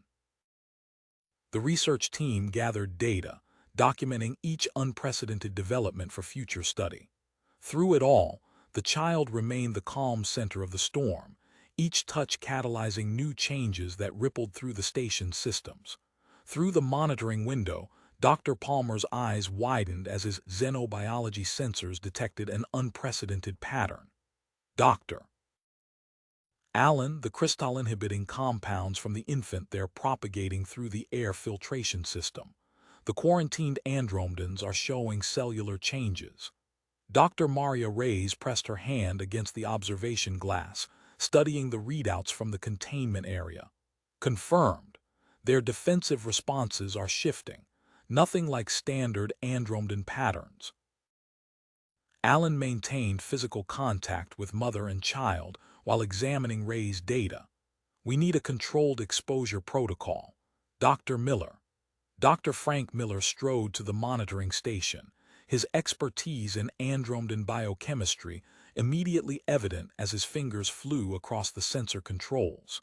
These compounds are integrating with their biology at a molecular level. If we modulate the exposure rate through the filtration system. He adjusted several parameters, watching the results cascade across his display. A sudden surge of energy through Harrison's plasma conduit network sent sparks flying from a junction box. Sarah Bell yanked open the access panel, revealing unusual wear patterns in the conducting materials. Harrison, the crystal dissolution is outputting more power than anticipated. The conduits are degrading. Harrison analyzed the power signatures. The energy transfer rate exceeded our models. We could power the station for months with this output, but not if the conduits fail first. He extracted a damaged section, examining the crystalline residue eating into the material. We need to redesign the whole network. Above them, a deep groan emanated from the station's superstructure. Construction Chief Foster's voice carried tension as he directed his team. Another stress fracture exposed. The crystal dissolution is revealing hidden structural damage. He gestured to Hayes, who was already unloading sections of their prototype carbon-ceramic composite. We need these supports installed before the next section fails. The bonding process requires precise timing, Hayes said, examining the deteriorating support column. Too early, and the composite won't adhere. Too late. He left the consequence unspoken as his team positioned the first section. Lieutenant Cooper's comm unit activated. Sir, interrogation of the separatist prisoners revealed additional cells throughout Andromedan space. They're planning to disrupt all human Andromedan medical initiatives. Get me station intelligence, Cooper responded, establishing a secure channel. Officer Parker, we need to compile evidence packages for distribution to Allied security forces. The atmospheric processors stuttered again. Wilson's hands moved across the environmental controls as warning indicators flashed. The crystal dissolution is affecting the oxygen recycling units. Dr. Wang examined the readings alongside newly arrived engineer Rhodes. Standard filtration protocols aren't sufficient. We need to modify the entire life support architecture. Rhodes extracted a portable diagnostic unit, connecting it to the main system. Implementing emergency atmospheric stabilization measures. Dr. Nash's analog sensors detected new patterns in the neural interface readings. Blood samples from the quarantined andromedans show matching biochemical markers to Paya's adaptive changes. the permanent modifications to their defensive responses. She transferred the data to Station Research Director Matthew's terminal. Matthew studied the results with growing interest. These adaptations could revolutionize human andromed medical procedures. Document everything. We need complete records of the biological progression. The medical bay creaked as Foster's team installed another composite support. Harrison and Bell continued modifying the power distribution network, while Wilson, Wang, and Rhodes worked to stabilize the hybrid life support system. Through it all, Allen maintained the critical neural interface between mother, child, and himself, monitoring each new development through their shared connection. Dr. Miller adjusted the exposure protocols for the quarantined andromedans as rays tracked their biological responses. The infant's crystal-inhibiting effect continued spreading through the station systems, creating cascading changes that required constant adaptation from every department. Each solution spawned new challenges, keeping the entire team focused on maintaining the delicate balance between stability and catastrophe. Security Chief Walker's voice cut through the controlled chaos. "Cooper, we need those evidence packages ready if the Separatists launch another operation." His words trailed off as he coordinated his forces around the medical bay's perimeter. Foster's team secured another section of composite bracing, while Hayes monitored the bonding process. The modified atmospheric processors hummed with Rhodes' emergency protocols as Wilson and Wang fine-tuned the hybrid filtration system. Harrison disconnected another damaged conduit, working with Bell to redirect the crystal dissolution energy through reinforced channels. Through the observation window, the quarantined andromedans waited as their biology slowly transformed, each breath drawing in more of the infant's crystal-inhibiting compounds through the carefully controlled air supply. Dr. Miller studied their changing cellular structure, while Reyes documented every stage of their adaptation. The medical bay had become ground zero for an unprecedented evolutionary shift, its jury-rigged systems barely containing the cascade of changes rippling through the station. A spike in neural interface readings drew Allen's attention away from the observation window. The connection between himself, Paya, and the infant pulsed with new energy signatures, sending cascading data across his monitoring displays. "Dr. Allen," Wilson called out, gesturing to his atmospheric readings. "The crystal formations, they're not just dissolving anymore, they're changing." Dr. Gregory Winters burst through the medical bay doors, his materials analysis kit already active. "The molecular structure is transforming." He pressed a sensor against a nearby support beam where crystalline growths had begun to shimmer with an altered pattern. "These aren't breaking down, they're converting into a stable form." Foster joined Winters at the beam, examining the readings. "The strength coefficients are off the charts. This is better than our composite replacements." He waved Hayes over, pointing to the transformed crystal structure. "Look at these stress tolerances." Through the neural interface, Allen sensed each pulse of energy from the infant rippling outward, touching the crystalline formations throughout the medical bay. The child's small fingers tightened around his hand as another wave spread through the station systems. "Doctor." "Rays," Palmer called out, analyzing new data from the quarantine zone. "The younger andromedans are showing accelerated adaptation rates compared to the adults." Rays studied the quarantine sensors. "Confirmed. The crystal response reduction occurs 47% faster in subjects under 30 years old."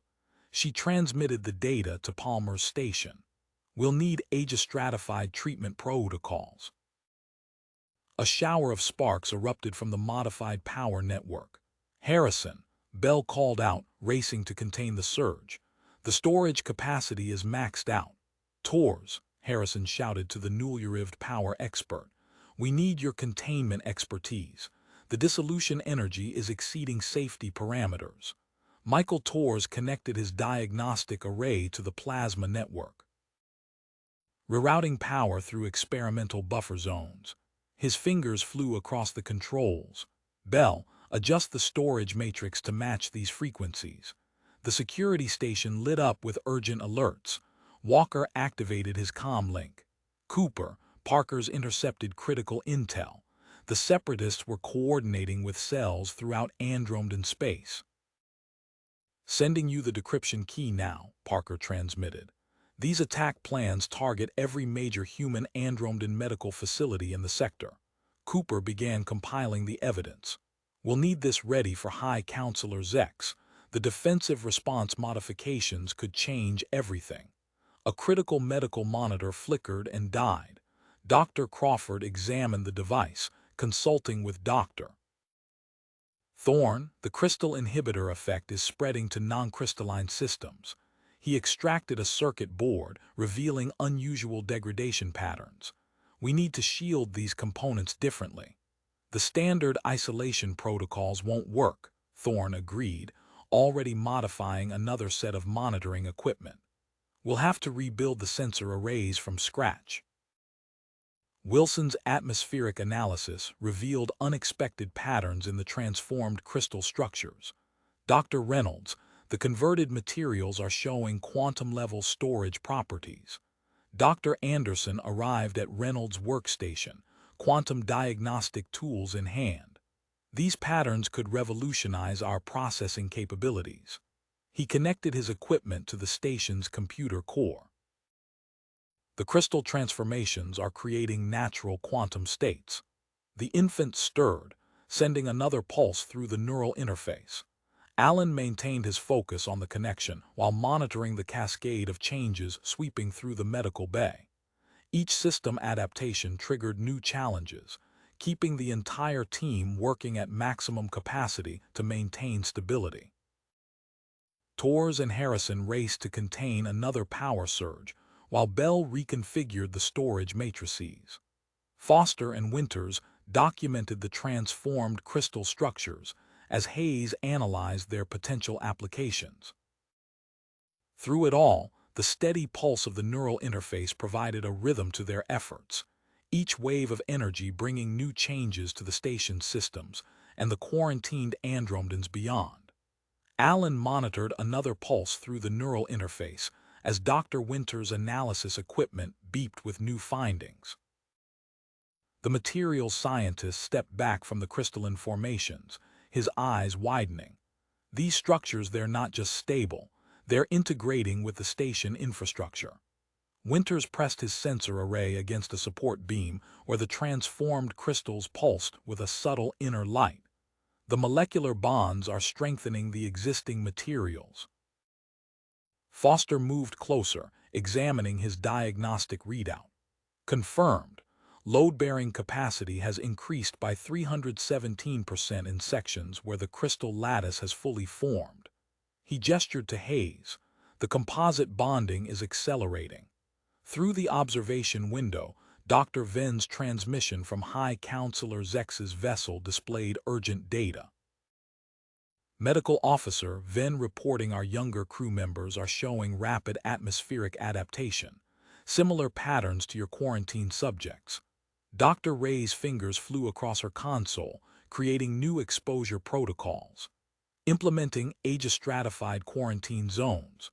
Palmer, adjust ventilation parameters in sections A through C. She transmitted the modified settings.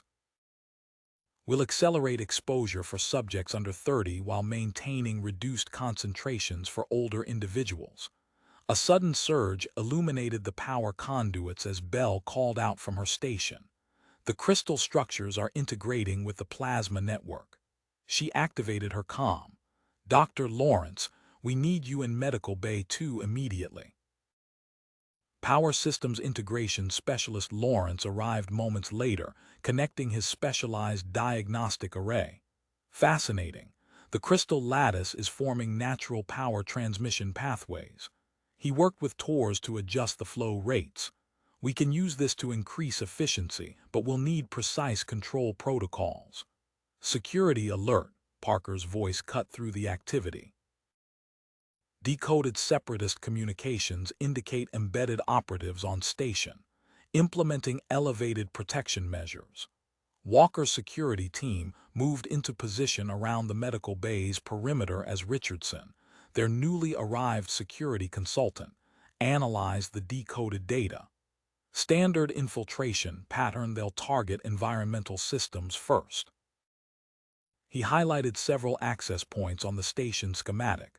Cooper, position teams here and here. Wilson's excited voice drew attention to the computer core monitoring station. Dr. Reynolds, look at these storage patterns. The transformed crystals are processing data at quantum speeds. He transferred the readings to Reynolds' display. Full compatibility with both human and Andromedan protocols. Dr. Anderson, Palmer called from his medical station. The biological markers indicate permanent alterations to their threat recognition systems. Humans are being tagged as non-hostile at a cellular level. Anderson examined the readings, his xenobiology expertise evident in his rapid analysis. The chemical signatures are clear. This could revolutionize human Andromedan medical procedures. He extracted a sample for deeper study. We need to document the exact mechanism. The station's superstructure hummed as Foster and Hayes monitored the integration of their composite materials with the crystal formations. Dr. Carter arrived, his structural analysis equipment already active. The crystal composite merger is creating a self-repairing matrix. He examined a recently stabilized section. The damage from earlier crystal growth is being actively reversed. Through it all, Allen maintained his neural connection with mother and child, each pulse bringing new changes to the station's systems. The infant's transformed crystals continued their spread through the medical bay, strengthening rather than damaging the infrastructure. Torres and Lawrence worked to harness the crystal-enhanced power grid, while Bell implemented new safety protocols for the modified conduits. Richardson coordinated with Walker's security teams, establishing overlapping coverage zones to protect against potential separatist infiltration. The quarantine zone operated under Ray's precise atmospheric controls as Venn transmitted additional data from the High Counselor's vessel. Technical readouts from Wilson and Reynolds revealed ever-increasing efficiency in the crystal-based data systems, while Anderson documented the continuing biological adaptations in their Andromedan patients. The medical bay had become a hub of transformation, each new development building upon the last as the station systems integrated with the beneficial crystal structures. Foster's team continued installing reinforced sections as Hayes monitored the unprecedented fusion of materials. Dr. Carter's analysis revealed structural improvements spreading outward from the medical bay, prompting Matthews to begin compiling comprehensive research documentation. A new series of energy pulses through the neural interface indicated another phase of adaptation was beginning. Allen adjusted his monitoring equipment as the infant's small hand tightened around his finger, the connection between them growing stronger with each passing moment. Allen monitored another wave of neural interface data as Dr. Winters rushed to a nearby console, his materials analysis equipment detecting unprecedented changes in the crystal formations. The lattice structure is evolving beyond simple integration. Winters adjusted his scanning parameters, tracking luminescent pathways forming within the station's walls. These aren't random growth patterns. They're creating specialized conductive channels throughout the infrastructure. Dr. Lawrence connected his diagnostic array to an exposed section of crystallized conduit. The pathways are carrying both power and biochemical compounds. He traced the spreading network on his display. The entire station is becoming a delivery system for the crystal inhibitors. Through the observation window, Dr. Venn's holographic presence brightened. Medical Officer Venn reporting adaptation rates have reached 60% among younger delegation members. She transmitted detailed biometric data, High Counselor Zex awaits clearance for transfer. Dr. Reyes activated the final quarantine protocols while Dr. Wang arrived to calibrate the environmental systems.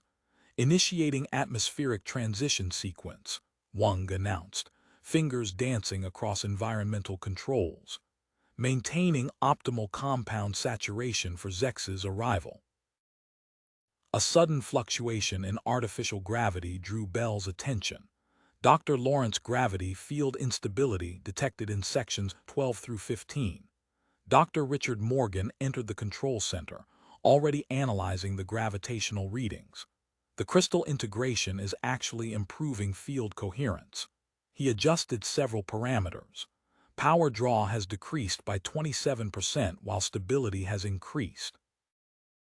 Security alert, Walker's voice cut through the activity. Movement detected near auxiliary control.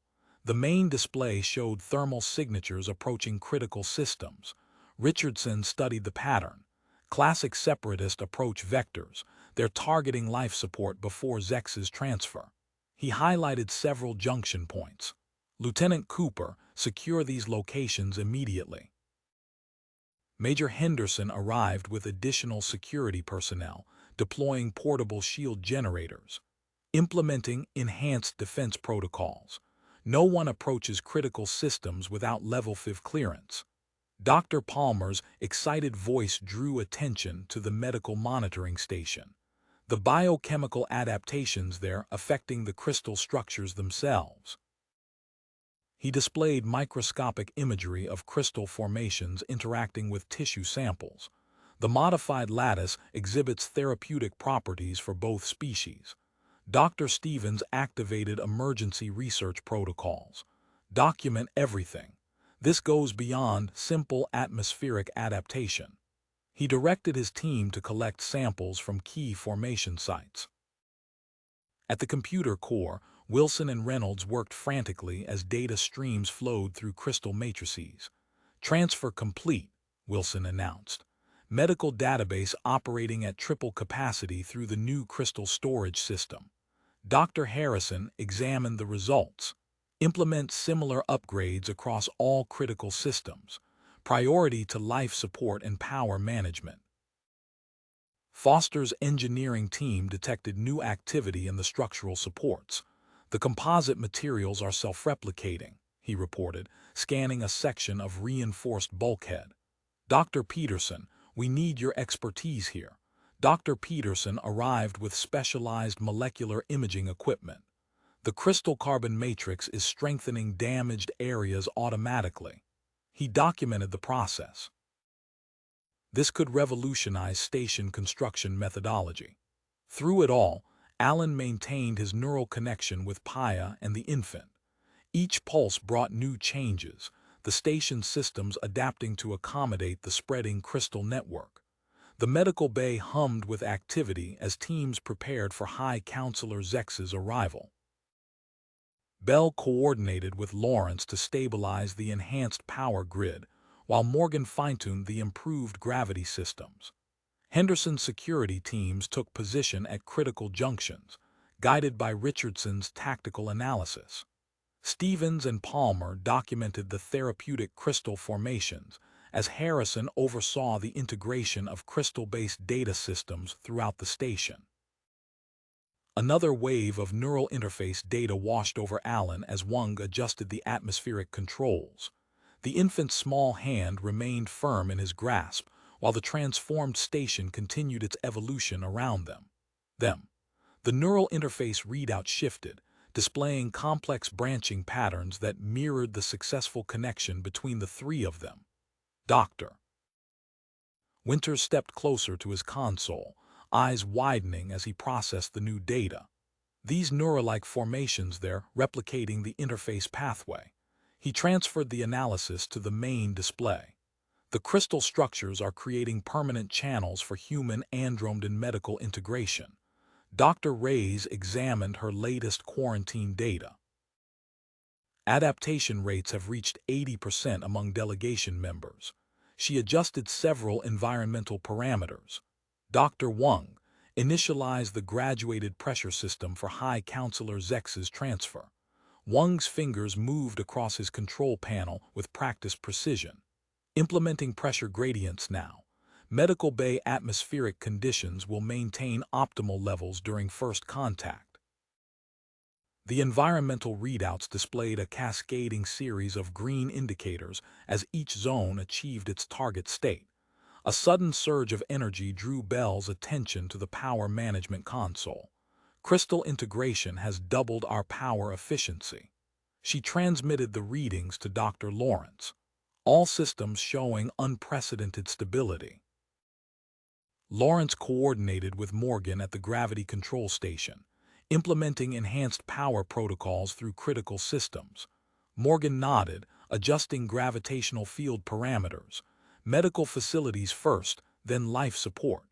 Intercepted transmission, Walker announced, his security station lighting up with encrypted data. Separatist strike planned to coincide with Zex's transfer. Henderson activated the security grid, deploying response teams to junction points Alpha through Delta. He motioned to his tactical display. Richardson, coordinate with Cooper's units to establish a secure transfer corridor. Already on it, Richardson replied, highlighting several strategic positions. Cooper, position shield generators at these coordinates. No gaps in coverage. Palmer's excited voice cut through the activity. The crystal modifications, they've reached the water purification system. He displayed a molecular analysis of the station's water supply. Dr. Stevens, you need to see this. Stevens examined the readout. Get Dr. Mitchell up here immediately. He activated his comm. Brian, we've got unprecedented purification effects in progress.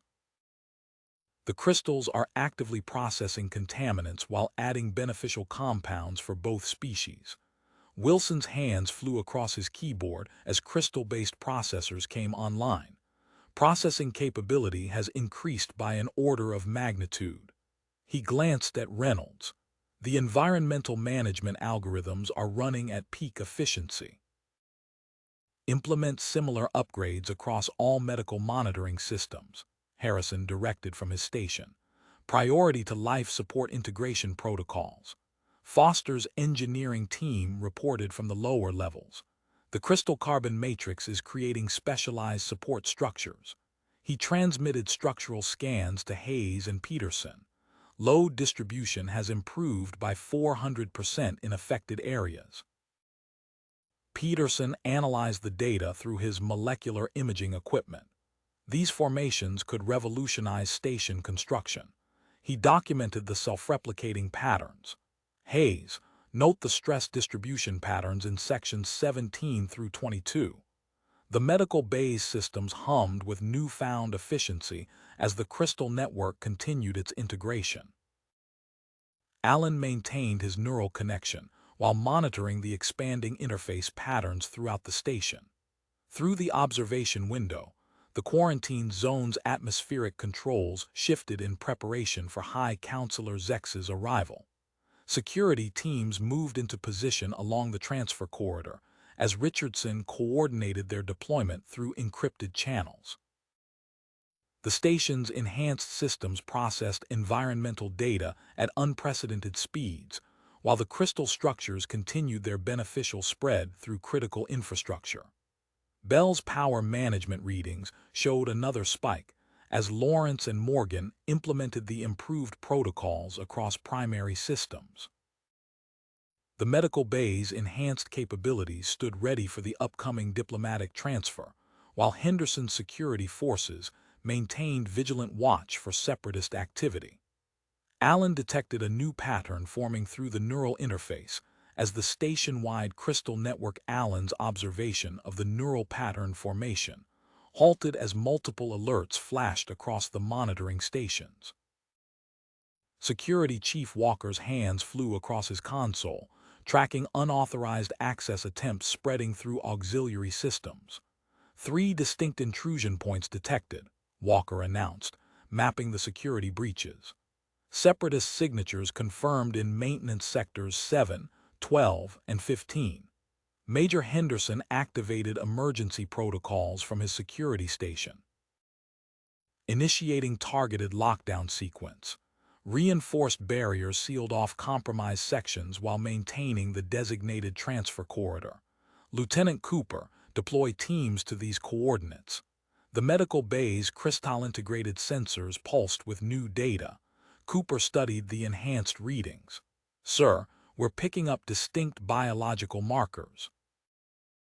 The crystal network is tracking their movements through the maintenance tunnels.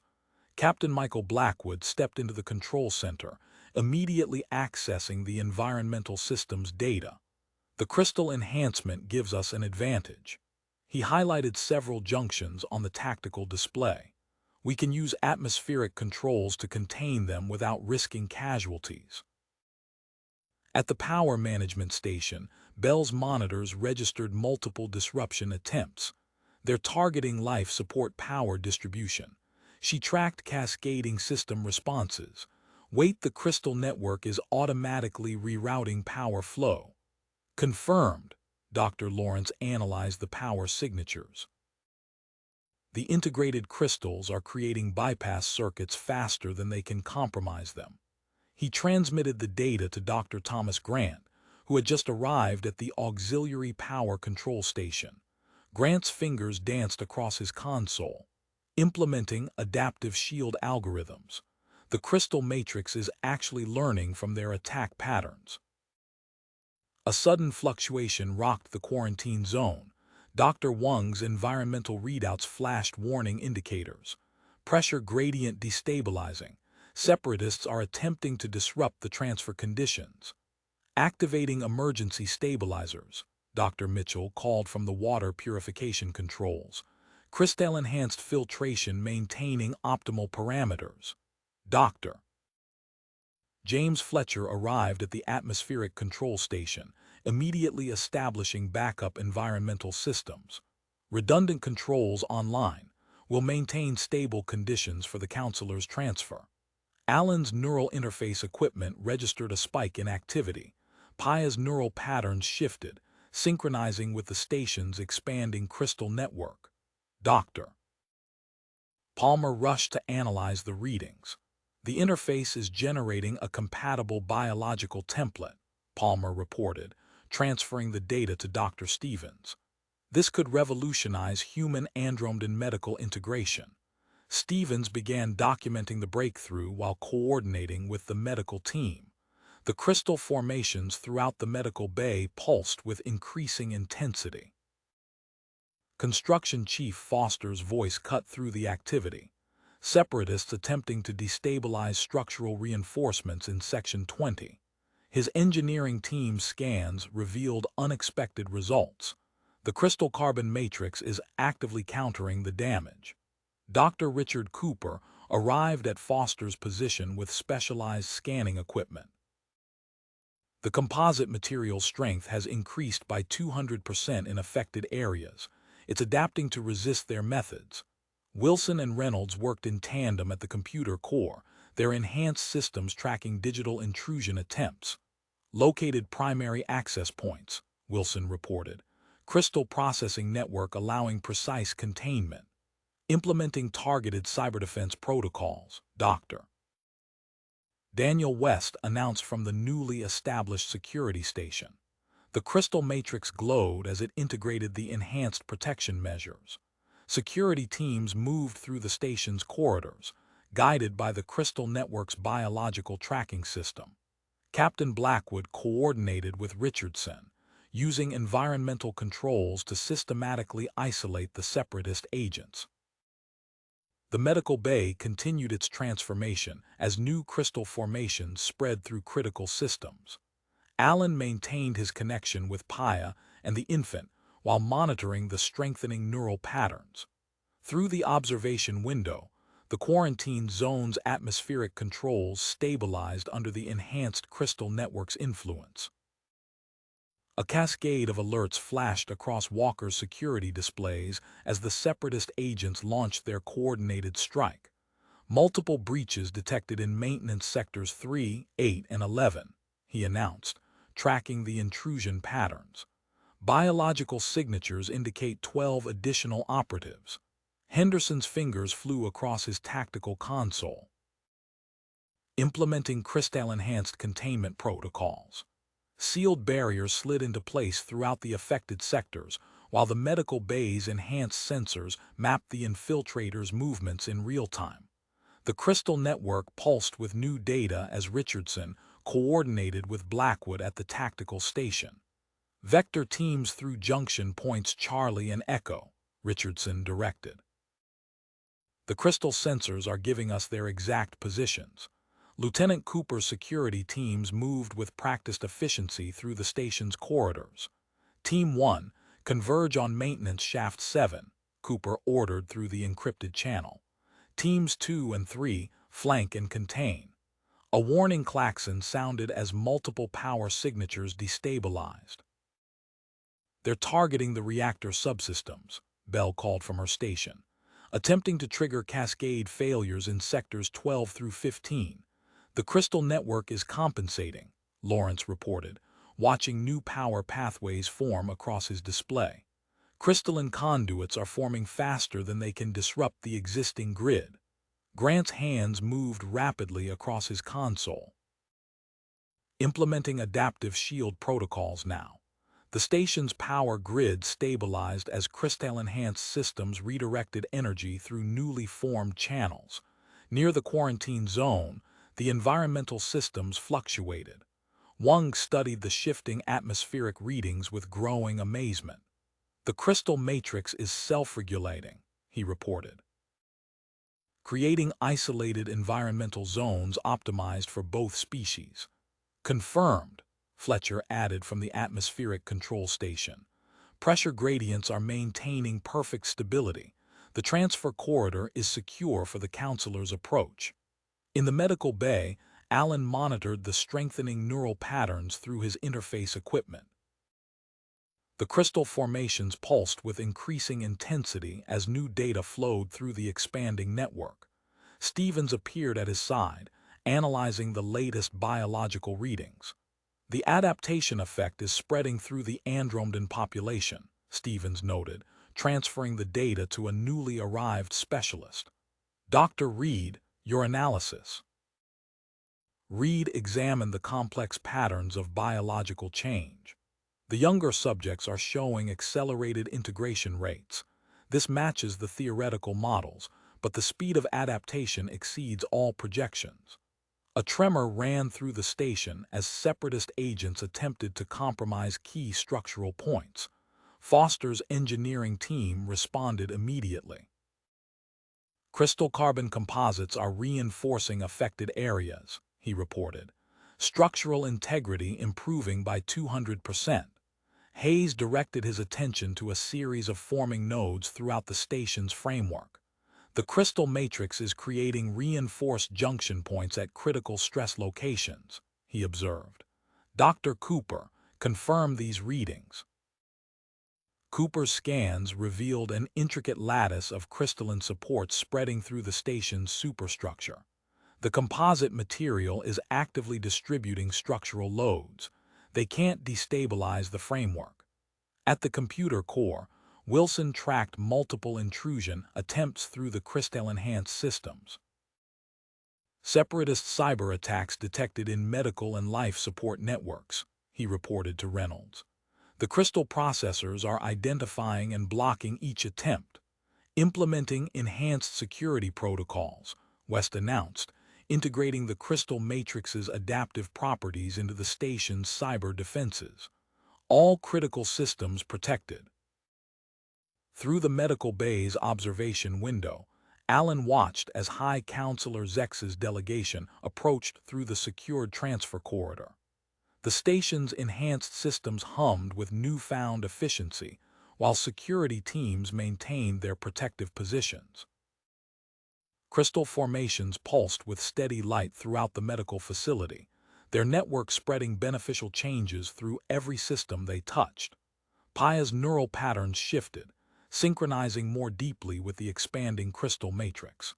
The infant's small hand remained steady in Allen's grasp as new data flowed through their shared interface. The station's transformation continued around them, each system adapting and improving as the crystal network grew stronger. The crystal network pulsed with heightened activity as High Counselor Zex approached the medical bay entrance. The environmental controls responded instantly, creating a seamless atmosphere gradient that accommodated both human and Andromedan physiology. Dr.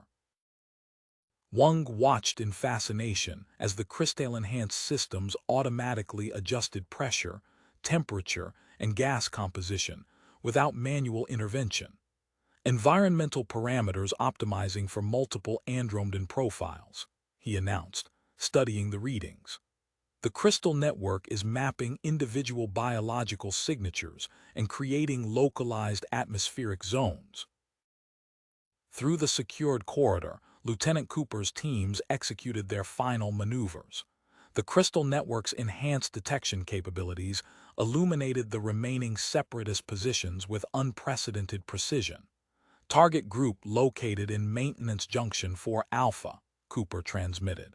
Moving to contain. Security Chief Walker coordinated the operation from his station. All teams converge. Crystal sensors confirmed 12 hostiles. The separatist agents attempted to disperse, but the crystal network tracked their movements through the station's infrastructure.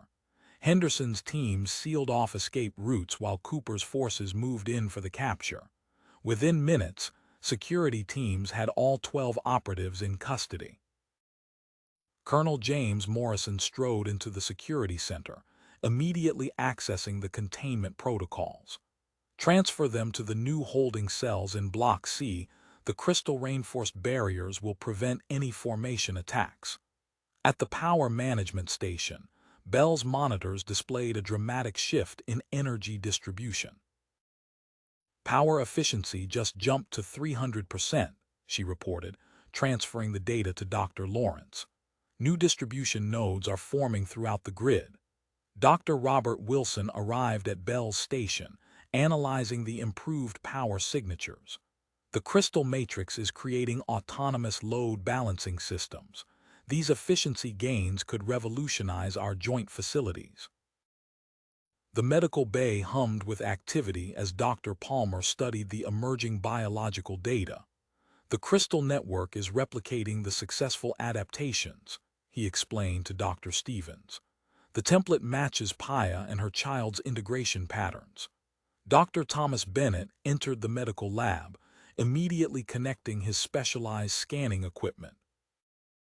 Similar changes appearing in younger Andromedan populations across the station. The compatibility response rate exceeds all previous records. Construction Chief Foster's team documented unprecedented changes in the station's structure. Diagnostic networks forming in the support framework, he reported. The crystal carbon ceramic composite is developing self-monitoring capabilities. Dr. Michael Anderson joined Hayes at the structural analysis station. These monitoring systems can detect and predict structural stress before any visible signs appear. The preventative maintenance implications are extraordinary. At the computer core, Wilson and Reynolds implemented enhanced security protocols. The crystal matrix integrated their changes instantly, creating adaptive defense mechanisms throughout the network. Dr. Hughes arrived to assist Dr. West with the security upgrades. The crystal processors are generating unique response patterns for each intrusion attempt, Hughes observed. Standard cyber attacks become ineffective against this level of adaptation. In the medical bay, Dr. Allen monitored the strengthening neural interface as High Counselor Zex entered. The crystal formations pulsed rhythmically, maintaining optimal conditions for both species. Dr. Thorne and Dr. Matthews documented the enhanced healing responses in both patients. Neural synchronization holding steady at peak efficiency, Allen reported. The crystal network is facilitating unprecedented recovery rates. The captured separatist agents arrived at the reinforced holding cells under heavy guard. Morrison supervised their transfer while Henderson's teams maintained a security cordon. The crystal-enhanced barriers glowed softly, their structure actively resistant to manipulation attempts. Through the observation window, High Counselor Zex approached Paya's bed. The station's systems hummed with crystalline efficiency around them, each enhanced component working in perfect harmony to support the historic meeting. Moment of initial contact. Medical bay sensors activated as High Counselor Zex stepped into the crystal-enhanced environment. The formations pulsed with increased luminescence, their network adapting instantly to his presence. Dr. Allen's monitoring equipment registered an unexpected cascade of readings. Neural pattern formation detected in the counselor, he announced, studying the emerging signatures. Matching synchronization protocols observed in Paya and the infant. Dr. Stevens moved swiftly to the primary diagnostic station. Mark, you need to see this. He transmitted the data to Dr. Davidson's tablet as the neural pattern specialist entered the medical bay. Davidson's eyes widened at the readings. Stable integration forming in mature andromedan physiology. The adaptation rate exceeds theoretical limits. In the security center, Walker's tactical displays illuminated with new intelligence from the captured separatists. Primary Operations Center located, he reported, highlighting a concealed section of Maintenance Sector 6. Structural scans confirm unauthorized modifications. Colonel Morrison analyzed the retrieved data streams. Multiple communication channels detected. Links to known extremist cells in the outer territories. Teams in position, Henderson announced, coordinating tactical movements through the Crystal Network's enhanced detection grid. Lieutenant Cooper, proceed with infiltration pattern Delta. Cooper's voice crackled through the secure channel. Crystal sensors mapping access routes, moving teams through maintenance shafts 12 and 15. At the power management station, Bell's monitors displayed unexpected energy signatures. New formation types detected in junction points alpha through gamma, she reported. Dr. Lawrence, these patterns don't match any known configurations. Lawrence studied the emerging structures, integration nodes forming between human and andromedan systems. He transmitted the data to Dr. Richards as the interface specialist arrived. Paul, we're seeing spontaneous technological adaptation. Richards connected his specialized scanning equipment. The crystal matrix is creating standardized conversion protocols, direct hardware integration between incompatible systems. In the medical wing, Dr. Palmer's biological monitors registered spreading changes through the andromedan population. Enhanced cellular regeneration detected in recently treated patients, he called to Dr. Matthews. Matthews verified the readings as Dr. Thompson entered. Tissue repair rates increased by 400%. The crystal network is replicating the enhanced healing properties across all modified medical facilities. Foster's engineering team documented rapid changes in the station's infrastructure. Standardized integration patterns forming in all reinforced sections, he reported. The crystal carbon ceramic composites spread through support structures, creating gleaming latticework patterns.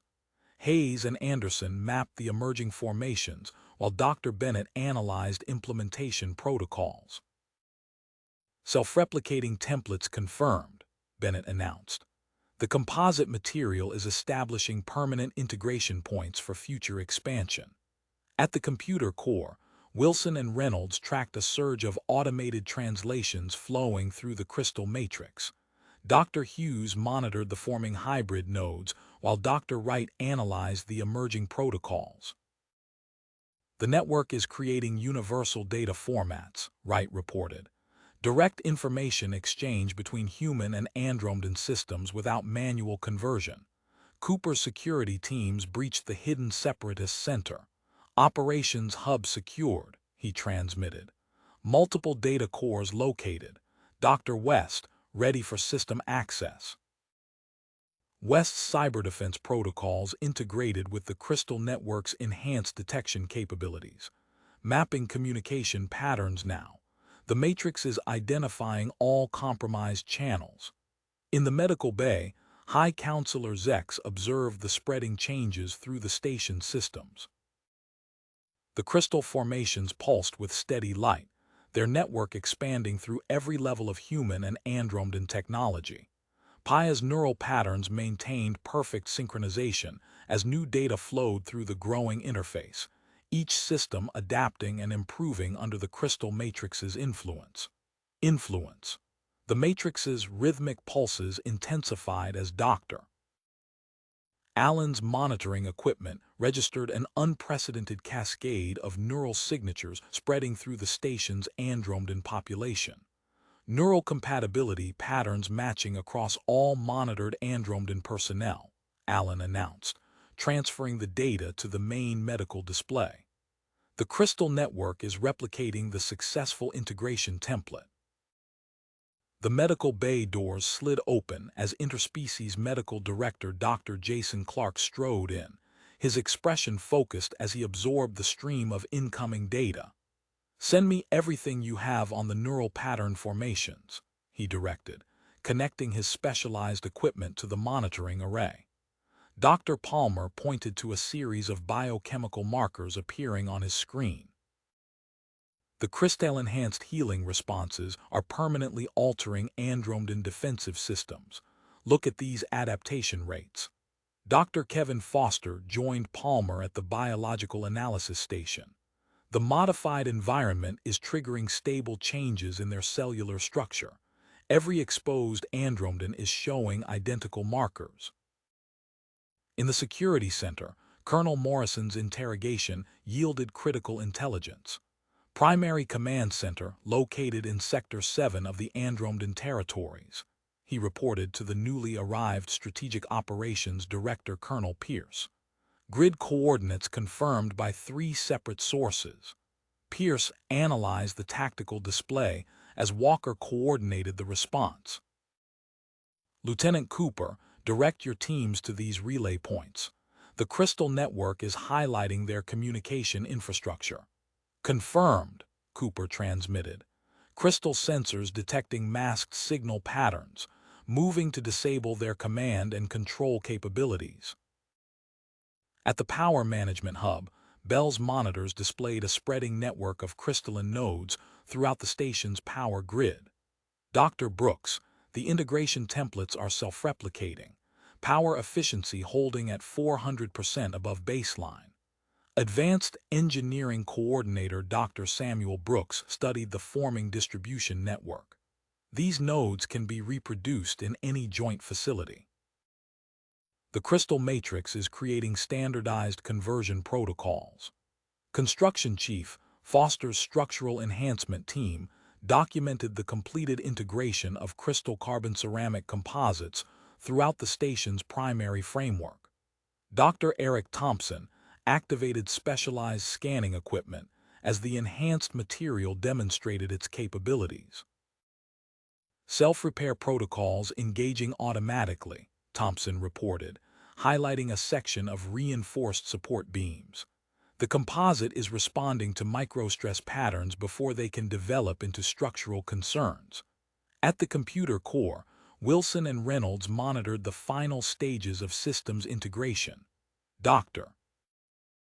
Brian Anderson verified each successful bridge between human and Andromedan technologies as the crystal matrix established stable connections.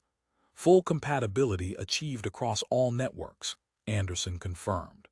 "The hybrid systems are maintaining optimal security while enabling seamless data exchange."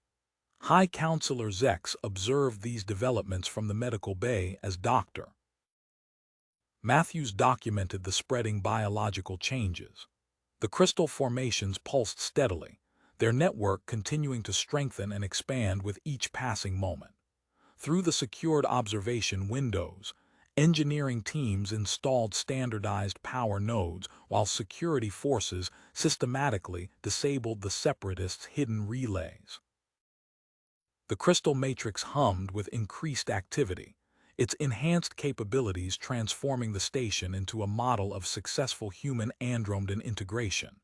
Yet within the secured holding cells, the captured separatist agents maintained their silence, their presence a reminder of the challenges that still remained beyond the station's reinforced walls. An alert chimed through the monitoring systems as multiple ships emerged from hyperspace at the station's outer markers. Dr. Allen's eyes widened at the readings from his medical scanners. Andromedan Emergency Response Fleet detected, announced the station's automated systems. Incoming transmission from Fleet Commander Jarax.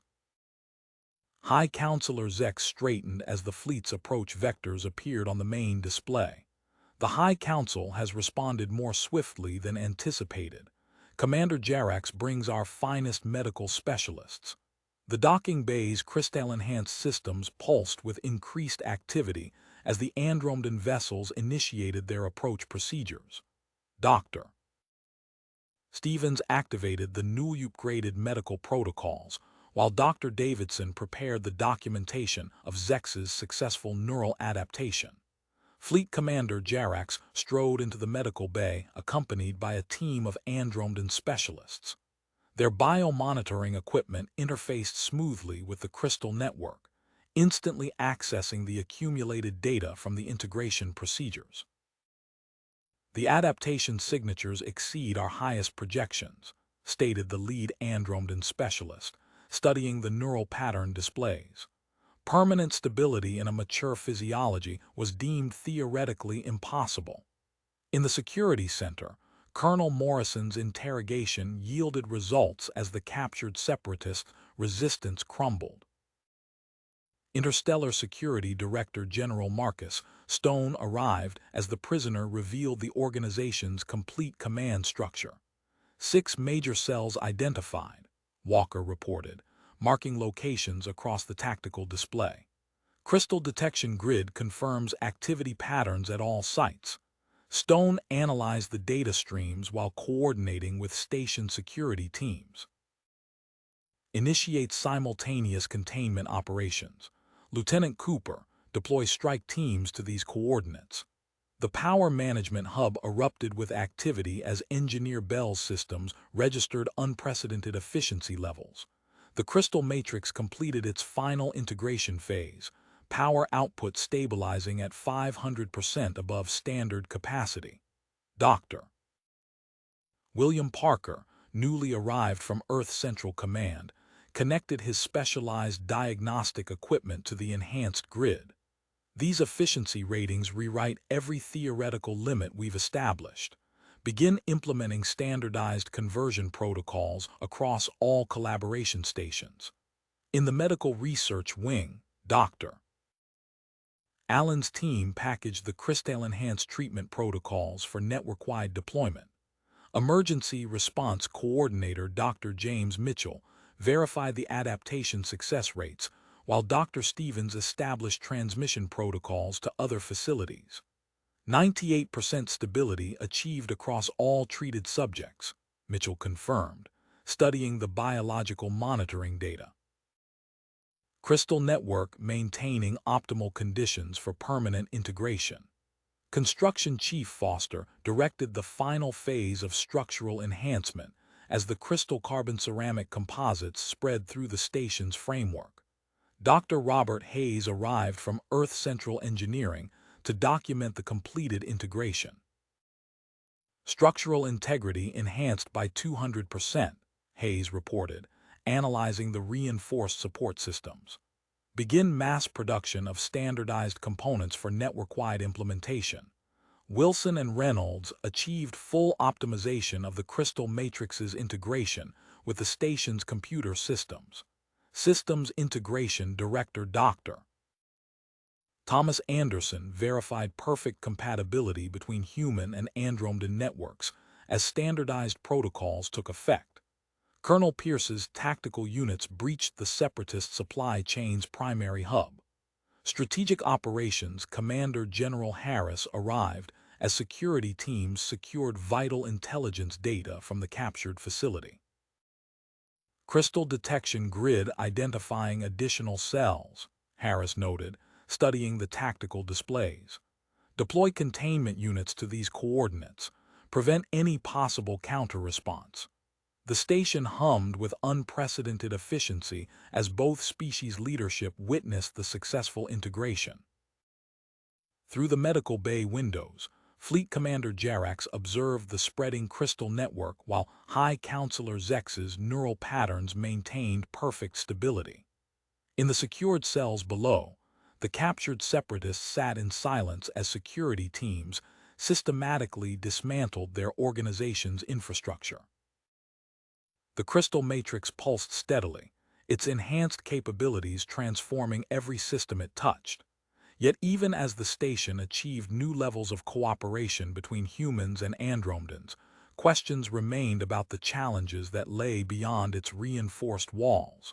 Reinforced walls. The station's alert system chimed again as Dr. Vax emerged from the docked Andromedan Medical Response Fleet vessels, leading a team of specialists through the crystal-enhanced corridors toward the medical bay. Full neural pattern stability confirmed, Dr. Allen reported, as Vax's team connected their specialized monitoring equipment. The crystal protocols have achieved permanent integration across all test subjects. High Counselor Zex reviewed the comprehensive medical data before activating the secure communication channel to the Andromedan High Council.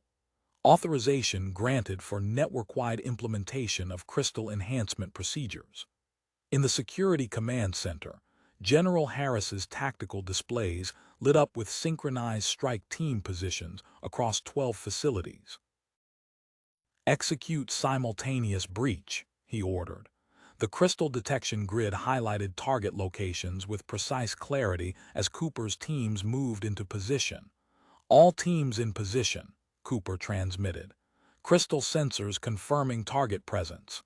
The strike teams breached each facility with perfect coordination. Within minutes, security forces secured the separatist leadership at every location. In Facility 7, Colonel Pierce's team discovered Supreme Commander Krell attempting to purge data cores. Priority target secured, Pierce reported as his team detained the separatist leader. Crystal network already reconstructing deleted files. Engineer Bell's monitoring station erupted with new data as the power grid's efficiency levels surged higher. 600% above baseline, he announced to Dr. Parker and Dr. Nax. Crystal integration has exceeded all theoretical limits. Begin implementing standardized templates, Parker directed, while Nax's team calibrated the power distribution nodes. Priority focus on medical facilities first. Dr. Stevens and Dr. Mitchell documented unprecedented success rates as elderly Andromedan patients displayed perfect adaptation to the crystal treatments. The medical fabrication units hummed steadily, producing stabilized crystal compounds for immediate distribution. Cellular stability holding at optimal levels across all age groups, Mitchell confirmed, studying the biological monitoring feeds. Even previously incompatible patients showing full integration. Construction Chief Foster guided Dr. Hayes and Dr. Lax through the newly reinforced sections of the station. The crystal carbon ceramic composites adjusted automatically to subtle environmental shifts, maintaining perfect structural integrity. Manufacturing units ready for full production, Hayes noted as automated systems assembled standardized components. 5 new medical facilities can begin construction immediately. At the computer core, Wilson's enhanced systems achieved seamless integration between human and Andromedan security protocols. Dr. Anderson and Dr. Tax verified each successful connection as the crystal matrix established standardized security templates. Defense network optimization complete, Anderson reported. Crystal-enhanced monitoring capabilities active across all sectors. Dr. Palmer's research teams process streams of long-term stability data, while Dr. Foster and Dr. Yax documented the permanent neural adaptations. Every monitored patient maintained perfect crystal integration, their enhanced systems functioning at peak efficiency. Neural pattern stability maintained at 100%, Palmer confirmed. transferring the data to the main medical displays. No signs of degradation or rejection in any subjects.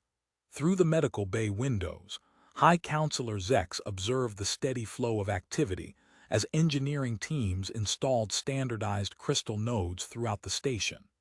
The secured holding cells below housed the captured separatist leadership, including Supreme Commander Krell, as intelligence teams processed the wealth of recovered data. The crystal matrix pulsed with quiet efficiency, its network extending through every level of the station's integrated systems. Security teams continued their systematic sweep of identified separatist locations, while medical crews prepared the first shipments of stabilized crystal compounds for transport to other facilities. A message from Dr. Allen brought High Counselor Zex's attention to the approaching date that would mark 1 month since the crisis began. The medical bay prepared for Paya and her child's final checkup, a milestone that would demonstrate the full success of human-andromedan integration. Paya entered the medical bay with her child, her movements confident, and relaxed, a stark contrast to her initial terrified arrival. Dr. Allen activated his monitoring equipment as the child reached toward the crystal formations with curiosity rather than fear. Neural adaptation complete, Dr. Allen announced, studying the readings. Crystal structures in perfect balance throughout both patient systems. He gestured to the display screens where steady waves of data confirmed optimal health markers. Dr. Stevens moved closer to verify the readings. Recovery rates exceed our highest projections. The crystal integration has created unprecedented improvements in cellular stability. The child, now known as Zara, watched the medical team with bright eyes as they performed their final checks. When Dr. Allen approached with a handheld scanner, she reached out and grabbed his finger, causing the nearby crystal formations to pulse in harmony with her movements. High Counselor Zex stepped forward to observe the interaction. The child demonstrates natural comfort with both species, a living embodiment of successful integration. Engineer Bell's voice came through the communication system. Final power distribution node coming online now. The station's lighting shifted subtly as the crystal network completed its evolutionary phase. Displays throughout the medical bay registered the surge in efficiency ratings. 700% above baseline, Dr. Parker confirmed from the engineering section. The crystal matrix has achieved perfect equilibrium between human and andromedan environmental requirements. Security Chief Walker's tactical display lit up as the last separatist cell transmitted their surrender coordinates. All opposition elements contained, he reported to General Harris. The crystal detection grid confirms no further hostile signatures. Supreme Commander Krell, watching from his secured holding cell, observed the medical bay's activities through the monitoring feeds. His posture changed as he witnessed Zara's comfortable interactions with the human medical staff. "Request permission to make a formal statement," he transmitted to Commander Krax. Construction Chief Foster's team sealed the final crystal carbon ceramic composite section, completing the station's structural enhancement. Dr. Hayes verified the readings from multiple diagnostic points. Self-repair capabilities active in all critical systems. The infrastructure will maintain optimal integrity indefinitely. Paya stood before the assembled leadership, her voice clear through the crystal-enhanced translation system. "When we arrived here in Terror, I never imagined this outcome. Dr. Allen and his team showed us that cooperation between our species creates something greater than we could achieve alone." Zara, sitting on the medical examination bed, reached one hand toward Dr. Allen and another toward High Counselor Zex. The crystal formations throughout the medical bay pulsed in synchronization with her gesture, their network humming at peak efficiency. Dr. Allen performed his final scans, documenting perfect health markers in both patients. All monitoring systems confirm permanent stability. No further medical supervision required. He deactivated the last diagnostic device as Paya smiled.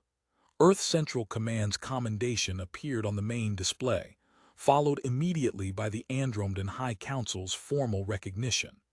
Dr. Allen accepted both with a quiet nod, his attention focused on Paya and Zara as they prepared to return to their crystal-enhanced living quarters. The medical bay systems continued their steady operation as mother and child stepped into the corridor. Through the observation windows, engineering teams installed the last standardized components, while security forces maintained their vigilant watch. The crystal matrix pulsed steadily, its network extending through every level of the station's fully integrated systems. Security teams processed the final pieces of intelligence data, while construction crews completed their structural enhancements. In the power management hub, Engineer Bell's team monitored the self-sustaining energy cycle that would power this new era of cooperation. The station hummed with quiet efficiency as both species moved forward together, guided by the success of two unexpected pioneers.